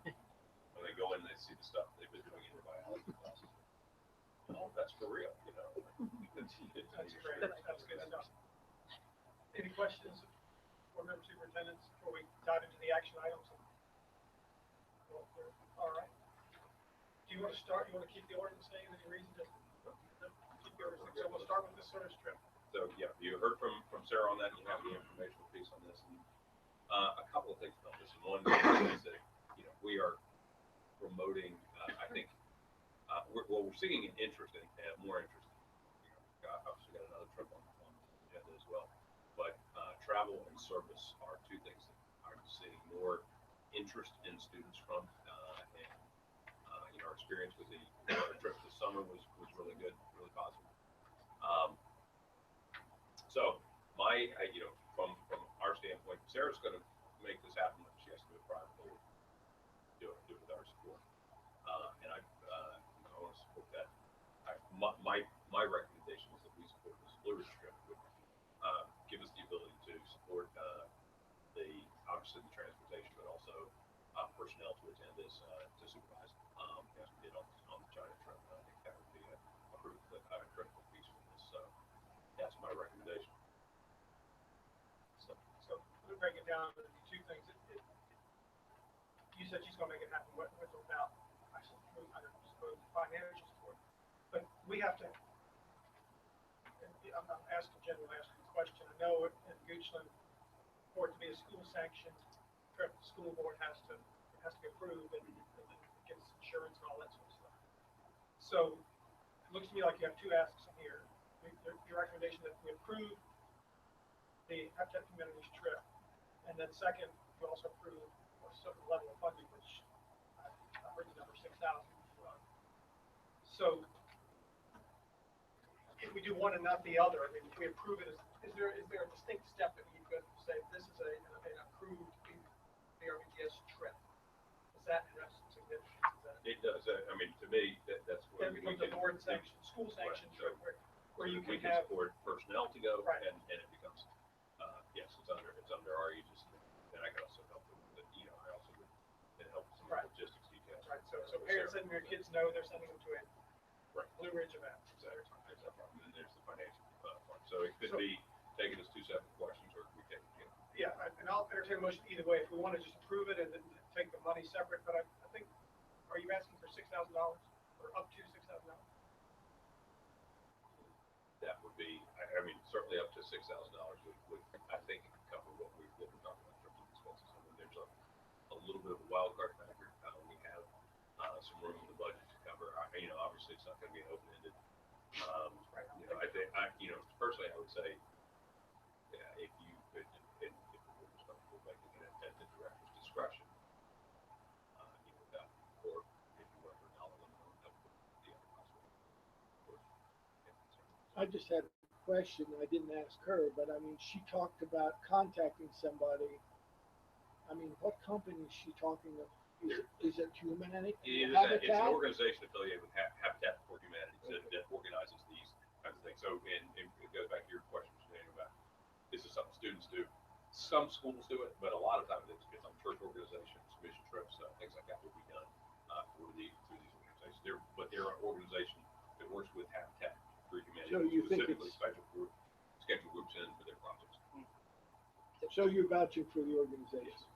And they carry the liability. Who carries the liability for these students? That is a great question because I don't know for sure. I've not seen a specific liability rider from the company. The construction and the work. I just don't know. As a school sanctioned trip, I would, my assumption that they would be under school. We'd have insurance for it, yeah. But I mean, this is not like just getting on a bus and going to an event. This is actual construction work. That's what I didn't know if Habitat carries something for anybody involved in this One or of the points not. that Sarah made early on, they're not going to be involved in a lot of this hands-on construction per se. They're going to be doing more support logistics and that. She was mentioned working with store, Right. Some of the things that they're doing there. So that's one of the things that we had talked about because it's a student group. They're not going to be up on rooftops as much. So that's my understanding. Is this a budgeted expense, Mark? Is this in? It is not a budget expense for this year, but with our budget, for example, I'll give you one example where we budgeted a lot more for college tuition than we will actually pay. When I say a lot more, probably 30 months. So there are some areas that we can definitely Bring up the budget, let's bring up tab and that's the budget specifically tab. I was looking sort of about running off. It's on the last.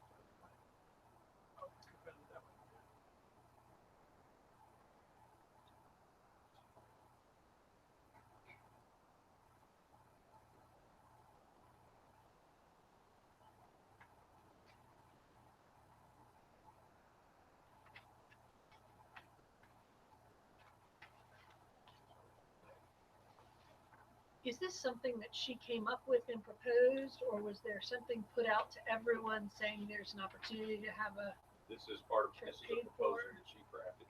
She wanted to go down this road in this direction as part of her senior. So I've been working with her, with caution because this is not something with board sanctions, but part of the experience for her is the organization. If for some reason this doesn't go through, she's already gained a tremendous amount of valuable experience. She's done a lot of work, a lot of legwork, and gained a sense of. So Mark, for you, do you feel like, I mean, I know their projects are so diverse in what they do, and some of them do incur costs, because I happened to just bump into one student that was actively doing a fundraiser a couple of months ago to support her project. Do you think that, I guess my question is, by the board fully funding a project request from one student, does that put you students who are out actively fundraising? Because I didn't realize they did, and I just happened to bump into a student, and she told me what she was doing, and she would create these things, selling them, doing all this to raise money. Does that put the governor's school in a position that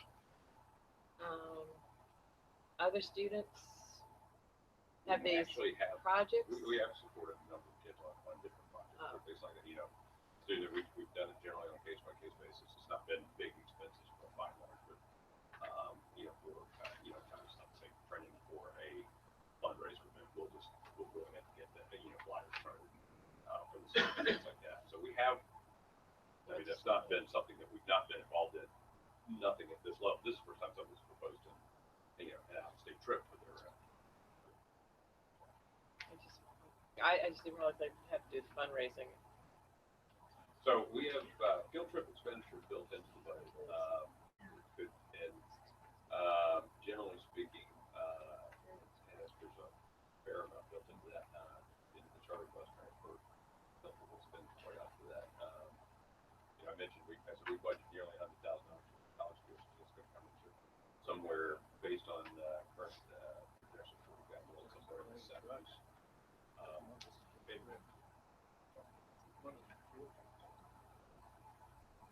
So when we budget, and this, Dr. Mel, this is for you coming in, when I came to this program, there was no budget. There was no practice of formulating the budget because we didn't have to request money from the state. We got the money from the state, but we spent it as we saw fit on our own. So we developed a process for budgeting kind of large, kind of in these large categorical areas. You know, we have to always maintain a certain level of flexibility within that sort of because if we're budgeting for like say college tuitions, I kind of take what is, you know, what we consider the maximum possible based on or the maximum acceptable enrollment classes that we have and shoot for that. But we didn't, you know, we didn't hit that this year. So there's going to be, you know, probably $20,000 to $25,000 that we're not spending. Your materials for DE courses probably done. So I'm just looking just at this, just at the education services supplies for probably.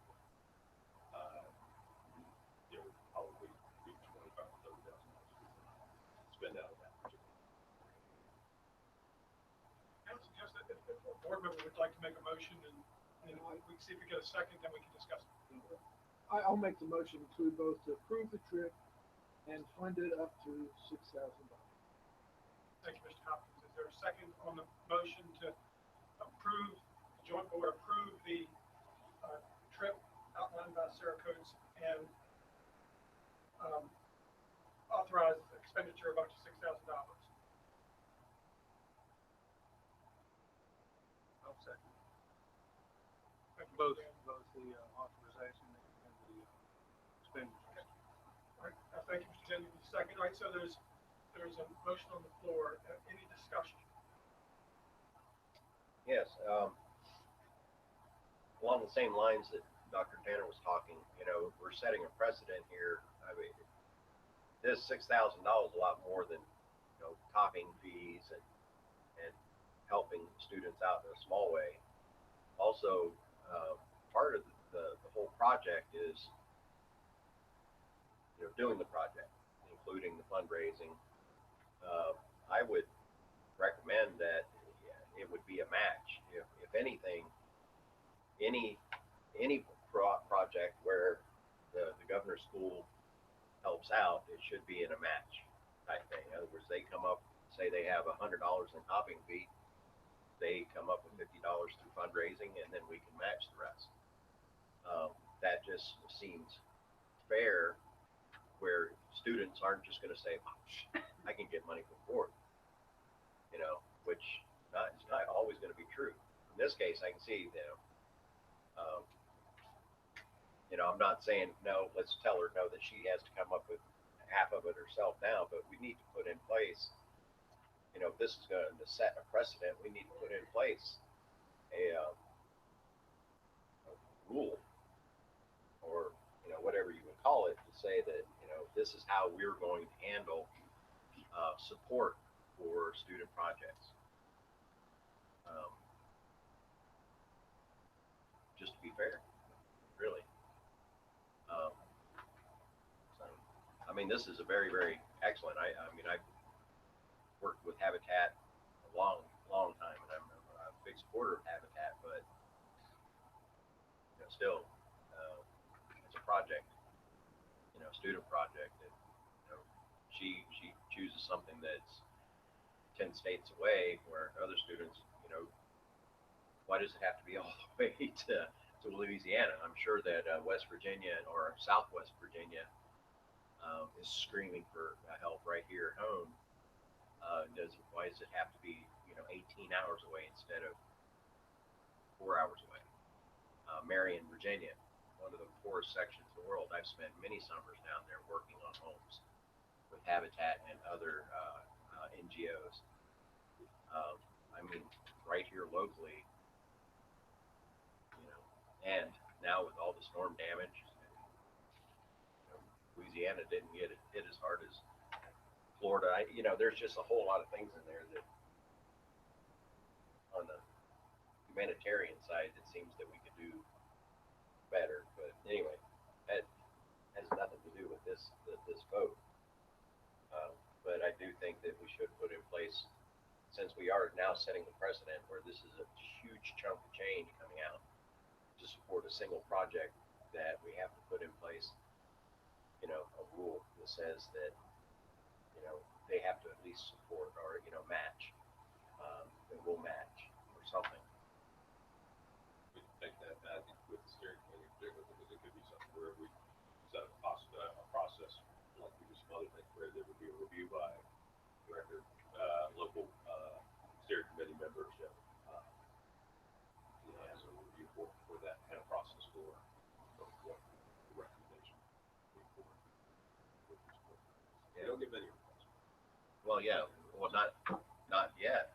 But Right. I mean, no, but what I'm saying, I know, I there's think a it's- possibility that somebody's like, whoa, I didn't realize that, And that was, you know, and this young lady that was out there, selling bracelets or what have you, I don't know exactly what it They were was. actually slates with cheese boards, cuttings. She got somebody to donate the slate roof shingles and bought the little knives.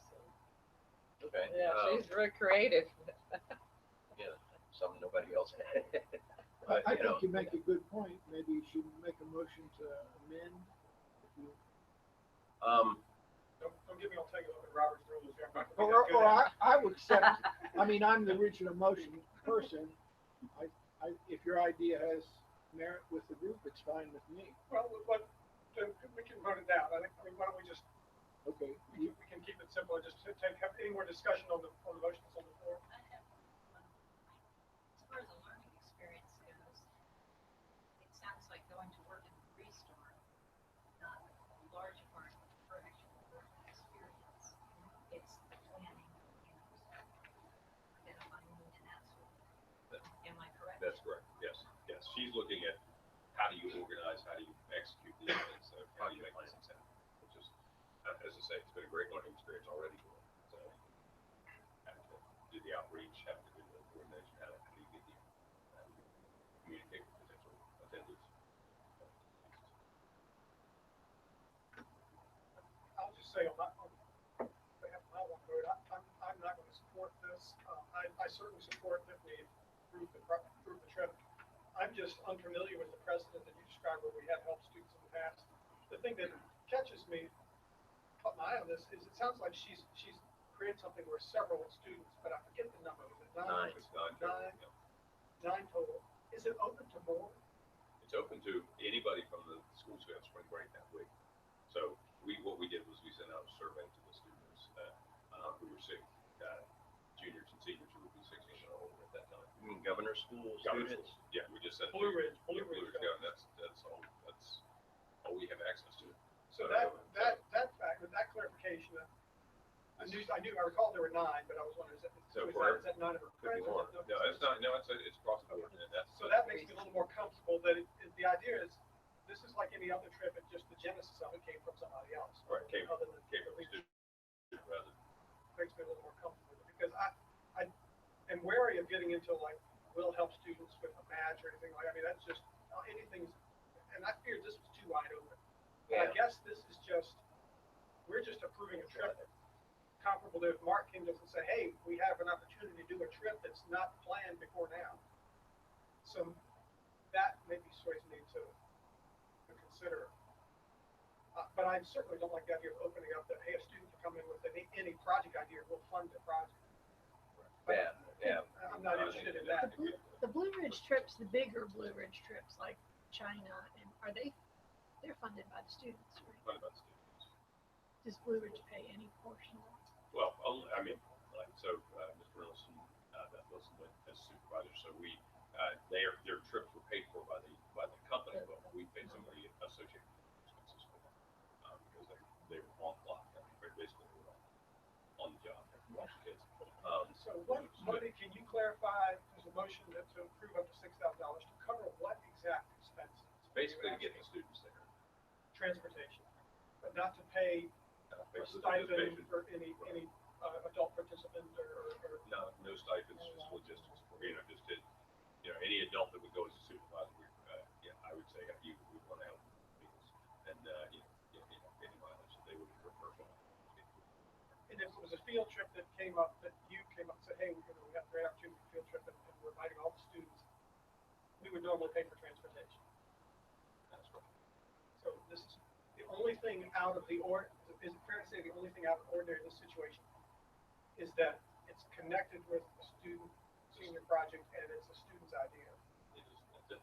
But otherwise it's a field trip open to all Blue Ridge students who, and there are only 9 going, but are there room for more? There would be.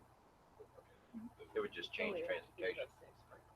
I like that it's open, that it is a work-based project, and I know there is need in West Virginia and Southwest Virginia, but this is something that Habitat obviously is sponsoring, so maybe they're not sponsoring in local or near areas, I don't know. I know We're they do build we're some not houses. sure, we had the Louisiana, trip. Part of it, it's the dates, it's the location, figure out what works, with both. So we had the Louisiana trip on, but they wouldn't guarantee it to this point, to the point we had to meet that. So that was the trip. She talked about having to work through the logistics. So we just, we couldn't do it as a group Blue Ridge trip. So we, she could have continued with that one as a private trip, but my advice was hold off. Let's see what happened here.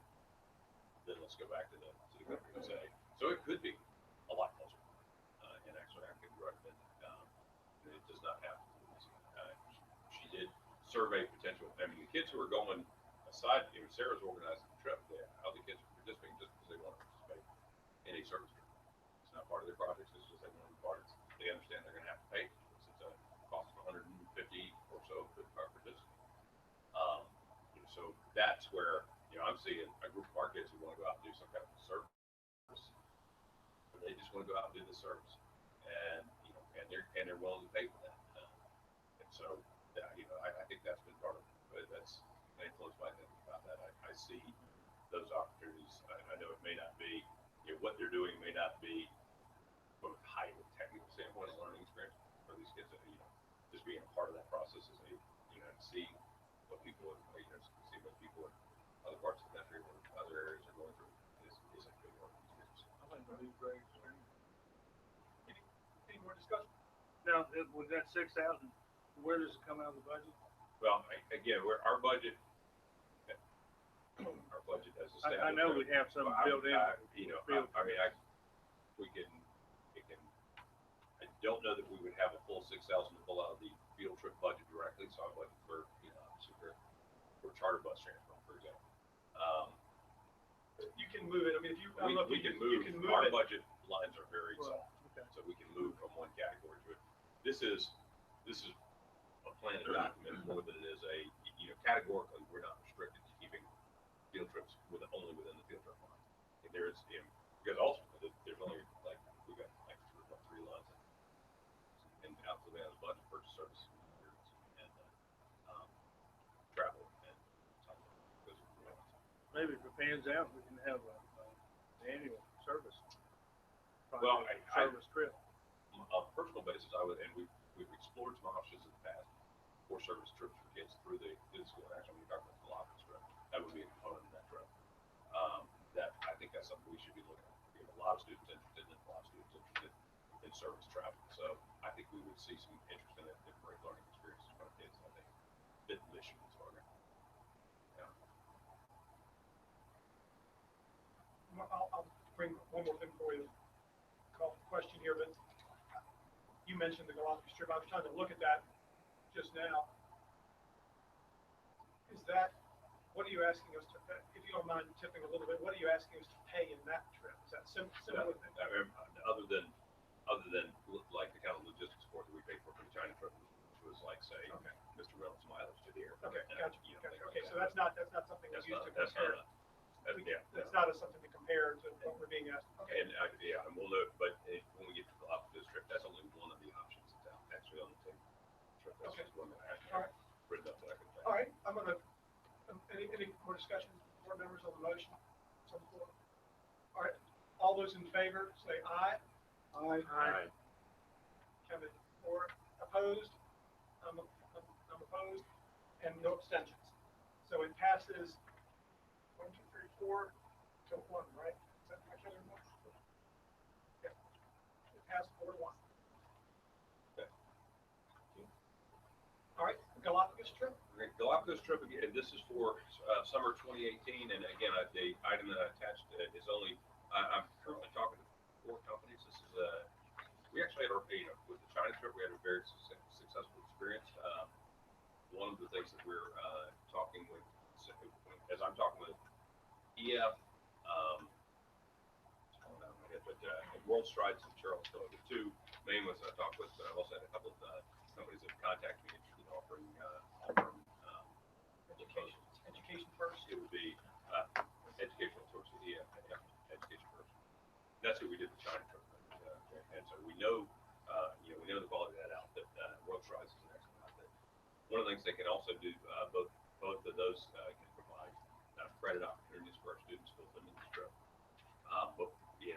So having learned from the China trip, I mean, we need to start early, sooner rather than later with logistics. But this would be a trip for any student who would be interested in going at student expense. It's not something we would pay for. But you're asking us to give it our sanction so it becomes a Blue Ridge sanction trip. Exactly. So that way we could do logistical support for getting again supervisor and personnel. Gotcha. All right. Chair will entertain a motion to consider the director's recommendation. I make a motion that we approve the Galapagos Island trip for Governor's School. Is that what you're looking for? Don't see the motion. Okay. All right, there's a motion. Is there a second? Thank you, Ms. Johnson. Motion is second. Any discussion on the motion to approve the Galapagos trip for 2018? No, we're not locked into any particular company. We are not. No, at this point, what this does is That's fine. by doing this, No problem. we'll go out and then we'll do an interest inventory with our students, see how we've got it. One of the things we'll be able to do is put what are the different. Then we're going to work with those students and parents to put these are the trip options we have. This is only one of the ones that we'll put on the table, but I think it's based on my experience with EF, it's a good point of comparison to the other trip options that we'll put those on the table, so that way we can start working to both sign up parents and students and sign up a provider. And always report back and mark with that. Any further questions or discussion? All those in favor? Aye. Right, it's unanimous. Now, the Blue Ridge course outline recommendation for class of 2020 beyond. Mr. Carroll? Okay, as I think everybody knows, we've been working through what's going to be the future outline for the curriculum of the program. This has been an ongoing discussion for probably about a year and a half. We've had a number of different meetings with input from parents, students, guidance level, and we had a recommendation that came out of the steering committee in relation to this. And part of the impetus was this: one, I need to increase graduation requirements just from some pressure from the state. We're classified as a half-time program, and we're about actually a quarter to a 6-time program. Some of our students do a little bit more, so it's partly to encourage some more attention to some of the high-level political classes that we're offering. And then we were also looking at some other issues of sequencing courses, including things like the AP Bio. Having looked at all those recommendations and having worked through and putting a recommendation on the table, so we met with superintendents last week, and that was part of the process that we established that would be a place where we would come out with a final recommendation for the board. Essentially, what was decided in that meeting as far as the recommendation was to keep the basic outline of the program in terms of the basic curricular outlines established, but to add a course requirement in 11th grade and 12th grade. These are courses that we're out of the courses that we're providing as online courses or anything else that we choose to develop at those levels. And then, but there would be a provision in which students who are in an associate's degree or any other program, certification program that is approved by this board, would not have to go the full 8 credits, they can still stick with the 6 credits as currently required. So at this point, that is the recommendation that came out of our discussion last week. Basically, keep things as they are for in terms of what exists, but then to add on this additional requirements in 11 and 12 grade. And the class of 2022 is right now we've already been doing application meetings and information to parents based on our current graduation requirements. We're not going to change that this range. So the recommendation would be for next year's 8th graders, which 2020.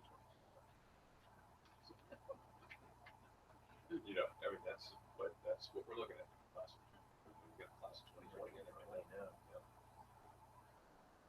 Mark, where did we leave the conversation about World History 1 and World History 2?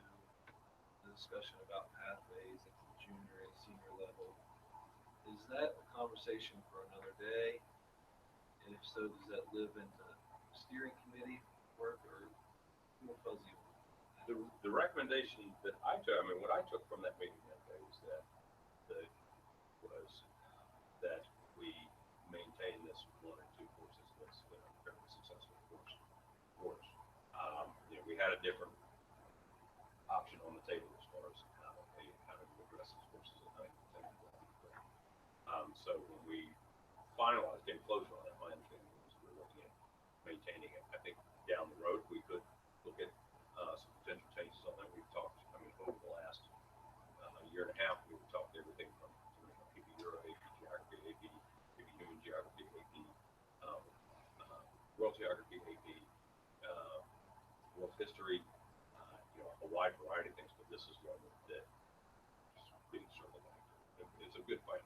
It's been a good foundation for the course. It's been essentially a pre-AP course. We do a lot of DBQ, and this is where we get our kids into technology, teamwork, communication, presentation, a lot of the skill sets that we have. So that's when we left that. My understanding was that, at least for the recommendation that came out of that process, was what we've got is working well through those grade levels. So that's where that was. In terms of your other point, we do, and I think this is one to take. I'd like to take back to the steering committee, and that is that development of the majors and strands ideas. That would primarily be addressed at the 11th and 12th grade.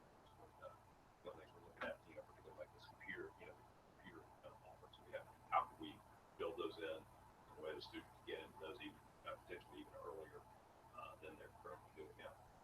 There was discussion about an international baccalaureate type class in that year 1. I can't remember the exact name of that course.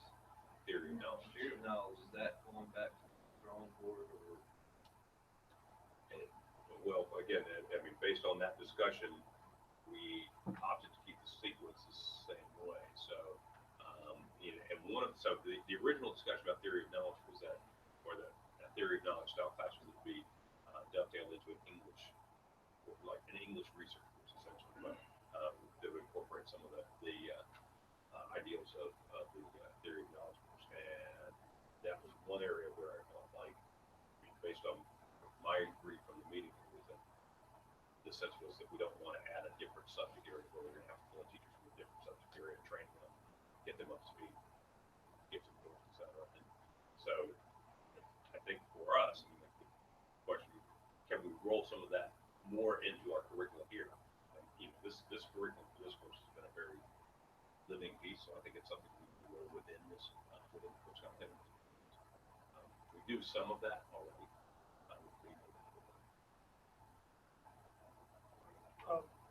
So you're asking the board to consider what's before us here, and we can,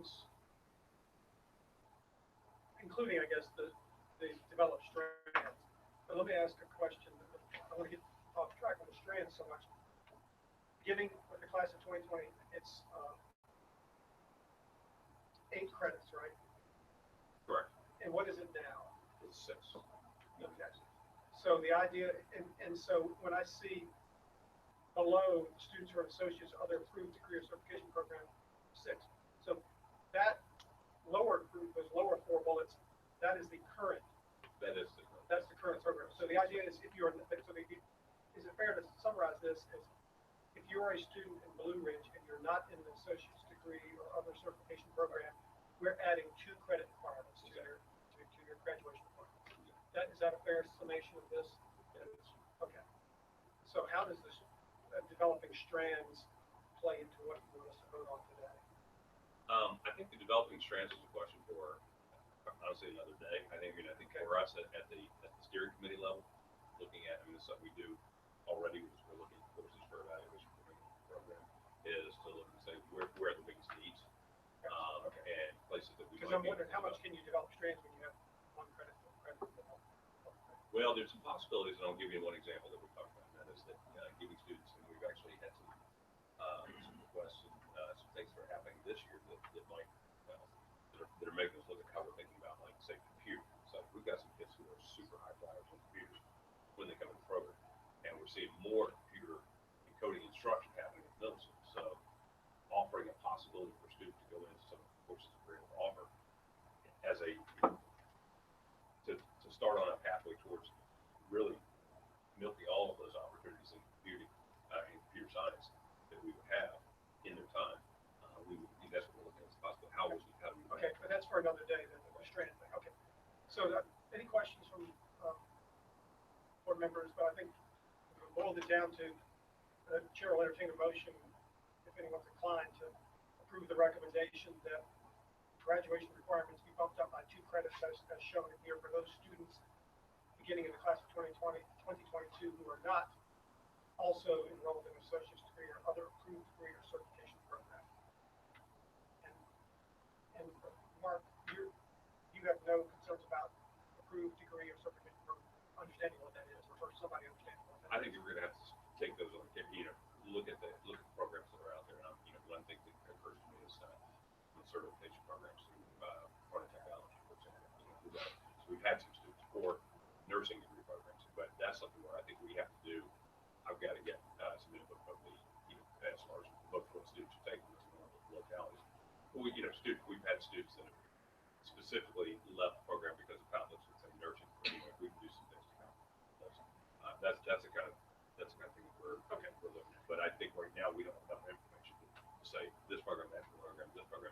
We do know the associates. We know we have the ACA part of it. The ACA, everybody's got a local program. So we do know that exists. We have students that are doing both.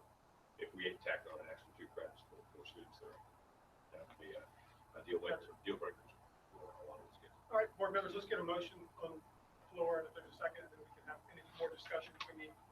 I'll make a motion, we approve the course recommendations for the class of 2022. Second. Thank you, Mr. Parker. Mr. Hopkins, motion, Mr. Parker seconded. Any discussion, any questions?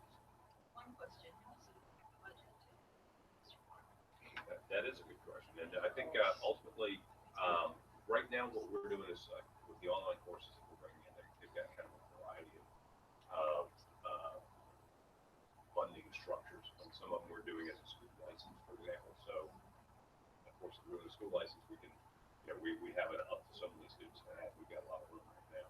So I think ultimately it has to be done on a year-to-year basis. So we really, just as a note, we won't see this really playing out in a big way until,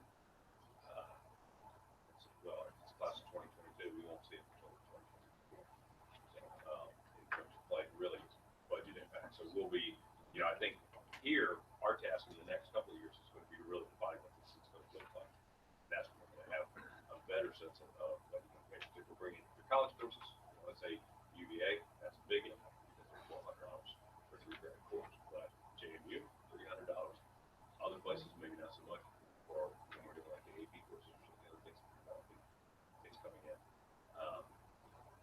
It's coming in different price points per student. I think the thing this does is gives us now the impetus to go develop them. And right now, one of the things we talked about the evaluation courses. We're right now we're just bringing in courses as we can, and that's what we 3 years ago we weren't able to offer the online courses now.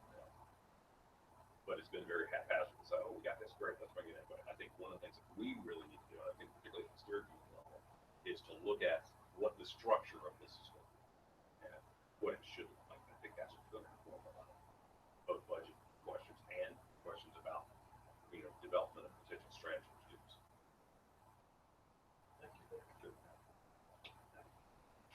Any other questions, comments? I mean, the statement I stated earlier, depending on how they change graduation requirements, this could all get changed. But you gotta go on what we know about now. Yes, I think starting with the direction on this gives us some place to work with it. But yes, we're paying attention to that as well as anybody. And some of what we do here.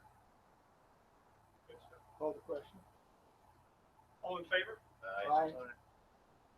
Unanimous. Thank you very much. Okay, next. Right in that line. Science in the popular novel course. Yeah, and so one of the things is that as this relates to a couple of pieces of discussion. One is that because this is a course that nobody else is offering, we're not going to run into Chev issues with it. That's a good thing. But it also so JMU, I've been trying to work with them for a while for our course development, and this is one that actually has been put out there. And the professor got involved, said, "Look, I'd like to offer this. What do you think?" She provided this course description.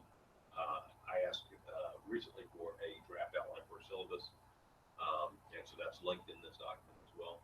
And we put out an interest inventory. We've got 15 kids that say they want to sign up, and these kids are working with their counselors to make sure they can do it. And some of them are saying, "I want to take this even if it's outside my regular schedule." So we have a lot of kids who are into science and into creativity, and I think it's a neat intersection of the two. So I'm really excited about it, particularly seeing the kids love it. So, I had one kid literally emailed me yesterday, and I said, "Well, we're taking to our board to discuss approval. We'll know tomorrow." And she emailed me at 8 o'clock this morning. "Did you decide yet?" "Wait, God, here, I'll let you know tomorrow." But yeah, we've got a high level of excitement about this. Any questions?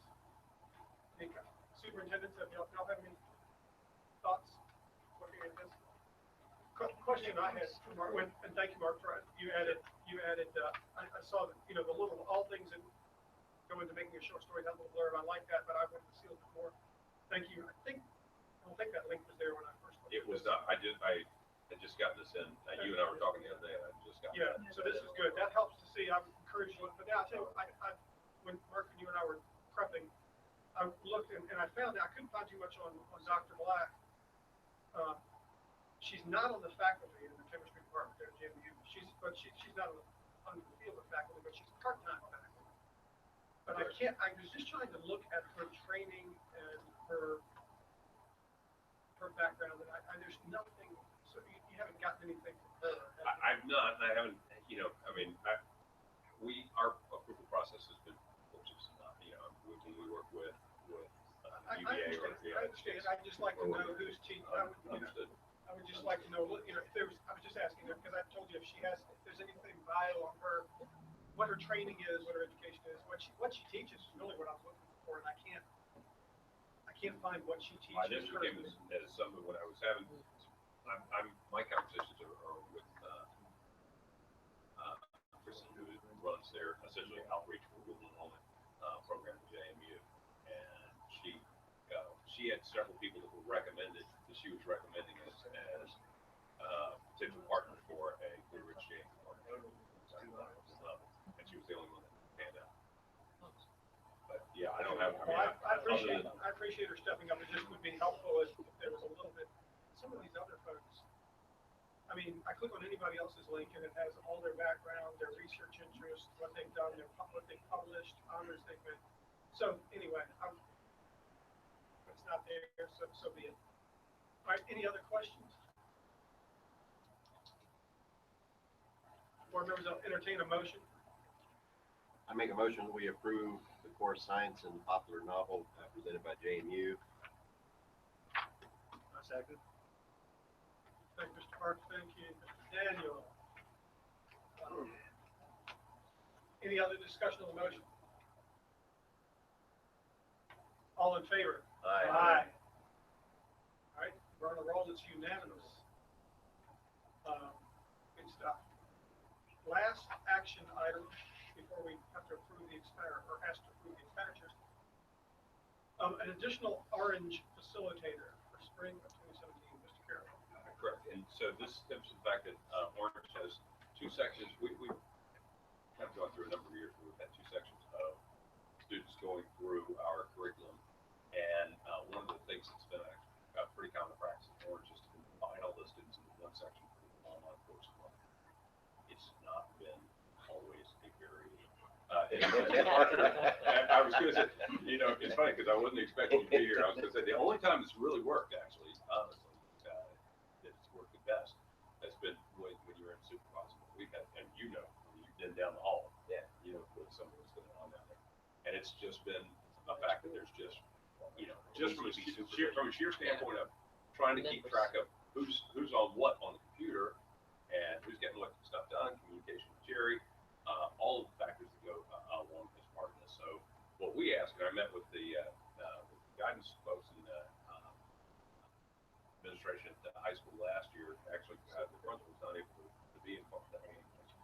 Was informed of that and requested that this be treated as what it is, an additional section. And so we need a facilitator. We pay this Agati would be doing this as something above her regular teaching assignment, so we would pay a stipend for that, as we do for Mr. Cottrell, who is the other facilitator in Orange. So, But we typically pay a facilitator. Class for semester for the semester, to do it as an above. It's not a teaching duty. It's a more supervisory communication. Just wondering if we had Is it going to be two classes? Is there going to be two teachers in one class? It will be two classes. And part of it too is just scheduling too. It's been difficult for students because it's been a single section when it really should be. And the students that are not taking class with their cohort usually struggle. We've had several students that their schedule didn't work out for them to be in the cohort, and those kids that were out there on their own struggled hard. So this will give more options to minimize that as an issue. That's the only place that's really happened on a regular basis. I make a motion that we approve Gia Angati as facilitator, additional facilitator in Orange County. For next semester. For second semester. Spring two. Yep. Thank you. Any discussion? All in favor? Aye. All right, unanimous. All right, we're rolling. Sorry, we're trying to get out here at 3:30. We're 3:29. Expenditures, certification of the expenditures. I have a question, if I may. Sure. The CDW government, CDWG, towards the last item, 8.9 is $4,800. Can somebody just tell me what that's for? I think that's parts. We bought a lot of parts from ESA. Yeah, those were we. How many cars did we buy?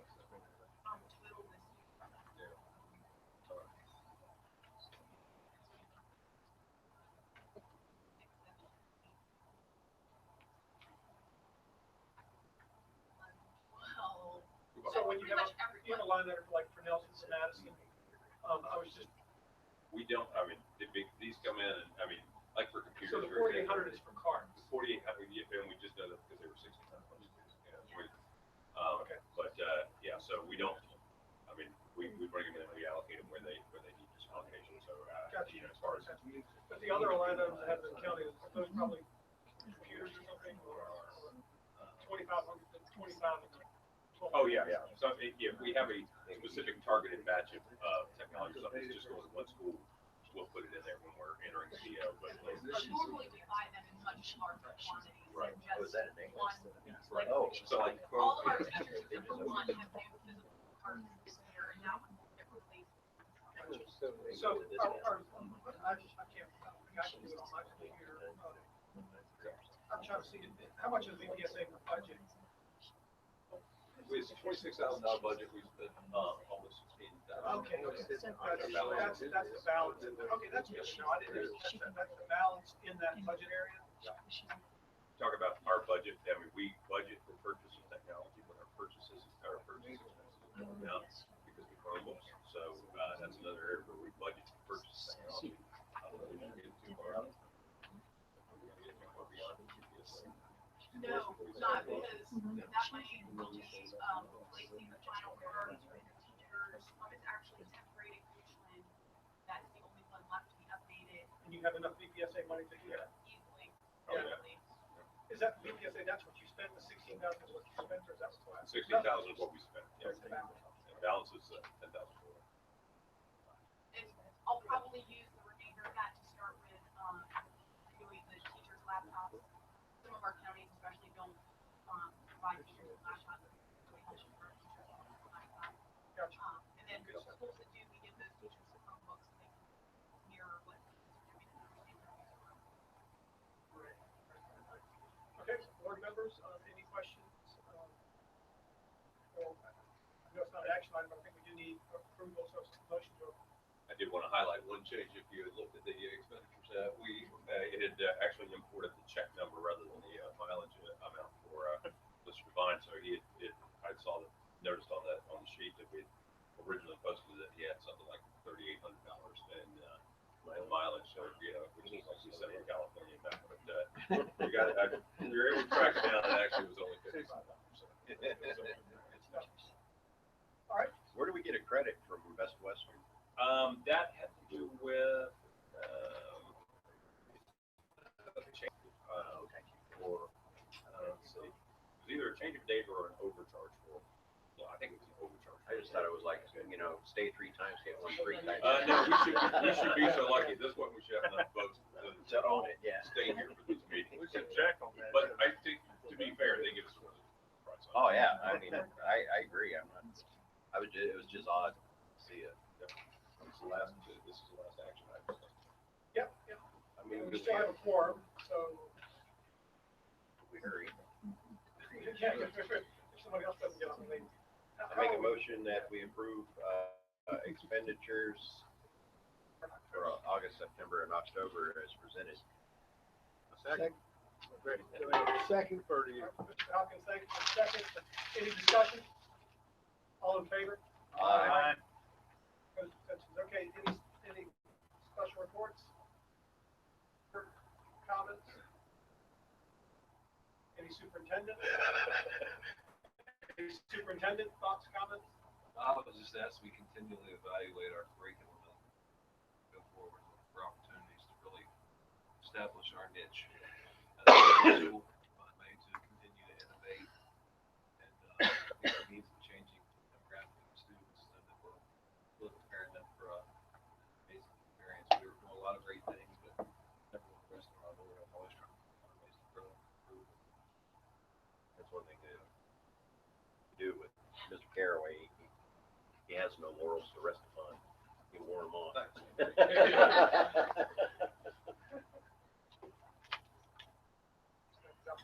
Any other comments before we? And have a motion to adjourn, does not need a second, but I'll take a motion. Doesn't need a motion either. Well, move Do we adjourn? A second. All in favor? Aye. Thank you all. Long meeting, but thank you, we got a lot done, appreciate everybody's commitment. Keep you I saw posted that on look what goes doctor back there, to the shut state up for around the Yes. funding.